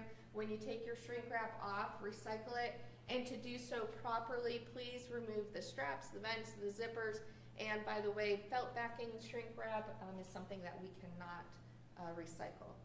And so we went out there early in the season, in early May. We worked with the Port Authority, so we were at the boat yard next to Liberty Park, and then just west of that at Perry Landing Marina, and also at Presque State Park Marina. And so at these three different sites, we installed these different bins with signage. And so at the Port Authority shipyard, we had 10 bins. Perry's Landing, we had 6. Out at Presque Isle, we had 2. And that signage is really talking about we're recycling boat shrink wrap. The importance of it is that, the plastic can get into the environment. It can affect the fish, the birds, the other wildlife that live there. It can degrade the water quality. And just for a point of reference, 25 pounds is the average shrink wrap that's used on a boat, and that's equivalent to over 2,000 grocery bags. So a significant amount. And then you can see that people took part in it. So they saw the bins, they put their shrink wrap in. They did not fold it neatly. And if you ask Jacob in the back, there are horror stories as to they did not remove the straps. And so right here it says, please remove the straps, you know, and on the signage on here it said, please remove the straps. So those straps go under the boat, they go around the perimeter of the boat. And if each person, as they remove the shrink wrap, if they all remove the straps, it would have alleviated many, many hours of work by Jacob and my staff that went out there and processed all of this. However, we got the ball rolling, we got momentum through this. The marina managers that we worked with at the Port Authority did notice that they did not have to have like dumpsters that needed tipped more often because it was getting full of shrink wrap. So all of this was getting diverted from going into the landfill and instead would be recycled. All right, so the straps that we're talking about is what you can see, and the Port Authority provided some of these trash cans that we put next to the bins, and so we even staged some of the strapping in there to be an example to people. Some people did do it, maybe 10%. And there was about 100 shrink wraps, 100 boat shrink wraps that were recycled, we estimated. So yeah, just trying to get people to pay attention, follow directions. But again, I think it's just, you know, it starts slow and we'll get some momentum and education out there. We do work with a network, a working group for boat shrink wrap recycling and clean marinas that is led by the Ohio DNR and Ohio Sea Grant. And it includes many states throughout the Great Lakes and even a couple other states like Maryland and Virginia. And this is by far, because a lot of the signage that we have here, we borrowed from them. They shared a lot of their resources. And so by far that is the number one thing, is getting people to remove the straps. There we go. All right, so. What are the straps made out of? Do you know what, it's that plastic material, like if you get a box in the mail and that plastic strap that holds the box together, it's that. So it's a different type of plastic that can't be recycled. It's harder, heavy duty, which is good, it works, however, not for the recycling that this would go through. So most people remove their shrink wrap early in the season. By June 12th, we had the truck come in to transport it back to Firelands Local in Ohio, in Sandusky, Ohio. And so you can see down there, all the bins are loaded, ready to go. Port Authority helped bring them out into the parking lot and stage them. And then we had one of our pickup trucks, the back full of shrink wrap as well. And then we had to load it all into the truck. So Firelands Local is a business in Ohio. They are the ones that process the shrink wrap after we get through this stage, and they have this garbage truck, which is nice and clean and doesn't smell. It's like a garbage truck you've never seen before. They bring it in, and then we started loading it up. So I want to say, in terms of partnerships, again, that has been the running theme of this session. But in terms of partnership, we had all of the RSC staff, all of our interns. We had people from Department of Planning, we had people from Erie County Health Department, we had Port Authority staff there, and we had Representative Pat Harkins there. So all of us digging in, getting the shrink wrap, getting it in the truck, and with all of us working, it only took about an hour and a half.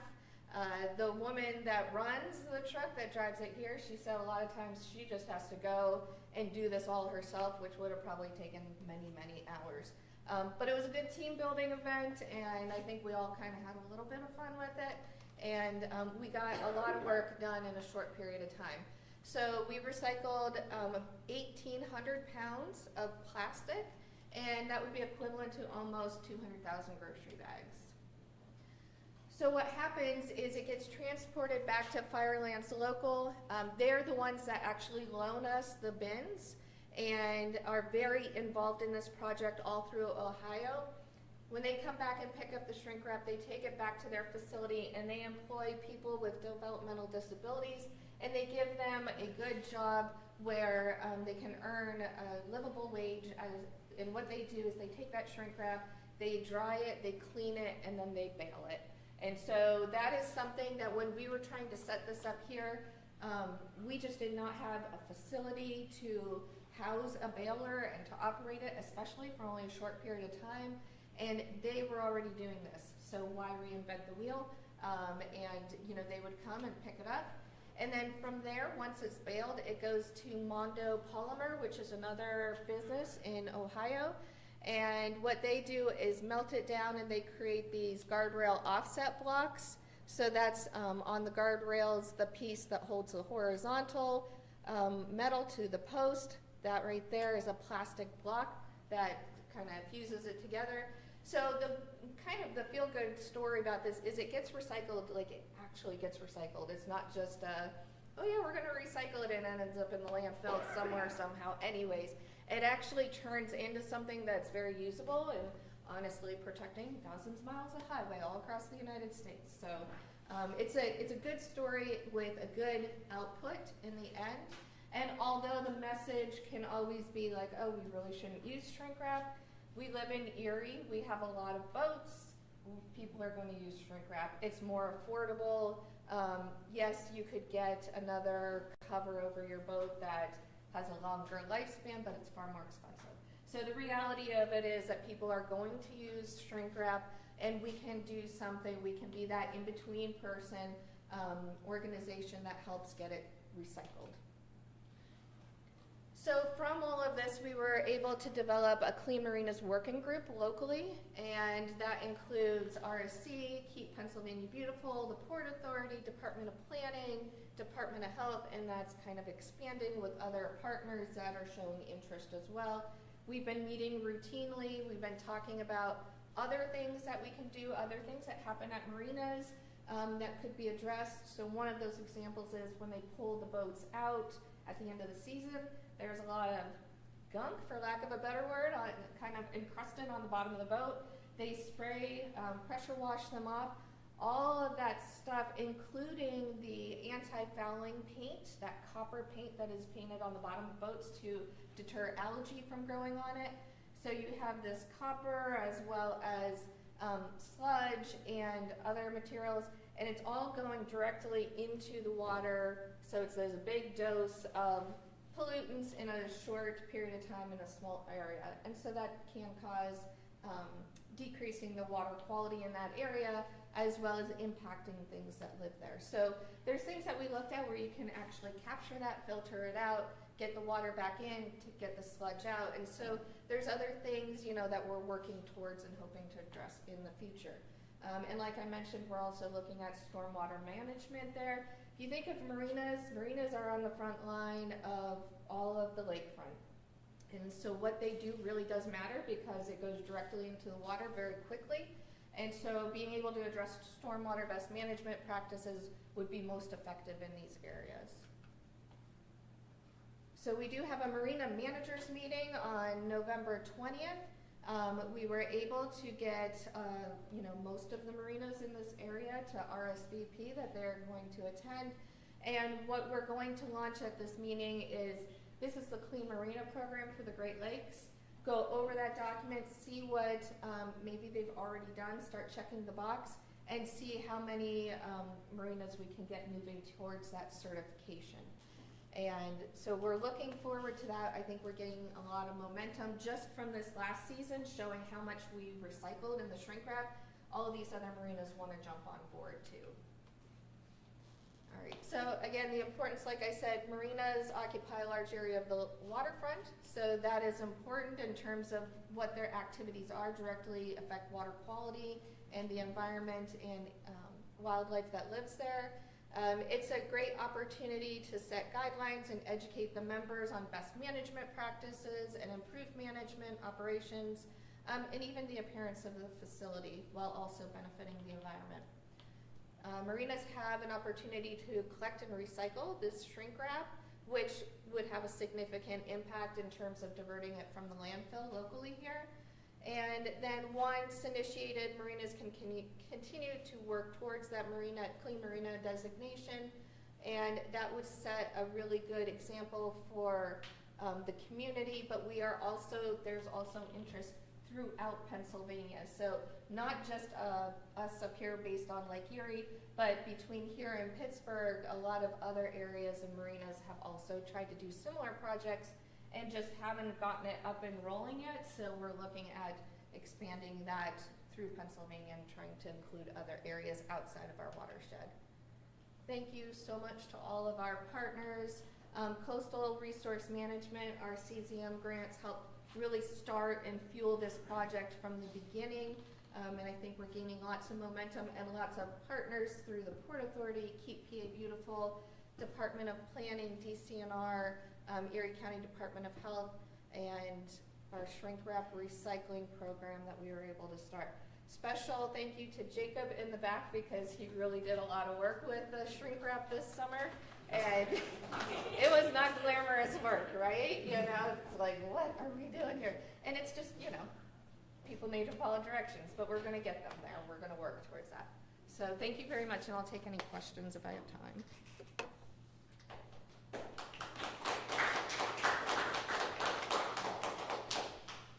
Any questions for Jeanette? Too bad they can't do something with the antifreeze bottles too. There's so many of those antifreeze bottles go in the dumpsters. Yeah, and part of that Clean Marinas program is looking at where are you storing gas and oil and all these other chemicals, and it shouldn't be here. It should be somewhere where if they do spill, it's not just going to go right down into the water. And what is the protocol if there is a spill? So, do you anticipate, when I worked in the coastal program, DEP, I had a meeting with Fish Commission, and we were talking about coastal money going to areas at other locations throughout the Commonwealth to do something like this. Do you anticipate working with DCNR and the Fish Commission and, you know, other state or federal agencies to kind of get this incorporated throughout the Commonwealth? I think that's the next line of people to address is state parks, because state parks do have, similar to ours, have marinas or have water bodies where people are bringing boats in and getting those people on board with it. So yeah, in terms of, you know, hopefully having funding or support through DCNR and or Fish and Boat Commission seems to make a lot of sense. And, you know, we are still approaching coastal zone management through DEP. Even though the coastal zone is just focused here in Erie, we have boats that are maybe outside of our watershed that are coming in, and so maybe addressing some of those storage facilities, as well as the other coastal zone on the other side of the state, and how do we make that happen? When we went to the meeting over at the press conference over at the Yacht Club, I was really surprised at the amount of support that we got from the private yacht clubs, Erie Yacht Club and Commodore Perry, and Tim Schmitz, the three that he runs. So that was really interesting because those are not public facilities; those are private facilities, and they seem to really buy into this whole thing because they're voters. They want clean water just like we want clean water. We're just looking at it from a different aspect. Yeah. Yeah, because the concern was we're adding another to-do thing to their list, right? Oh, you should do this, you should do that. And I think by making it, like on the first slide, it's a voluntary program, but it's going to benefit, you know, right down to the aesthetics and how things look, and people, you know, looking into the water, and it doesn't look questionable. Even though things can be in the water and the water still looks clear, I get that, but I think it's going, you know, from their perspective, they want the water to be clean, everything to look nice, and I think the Clean Marina program really highlights that. Yeah, well, thanks for starting this one. They need it. Thank you, guys. I appreciate it.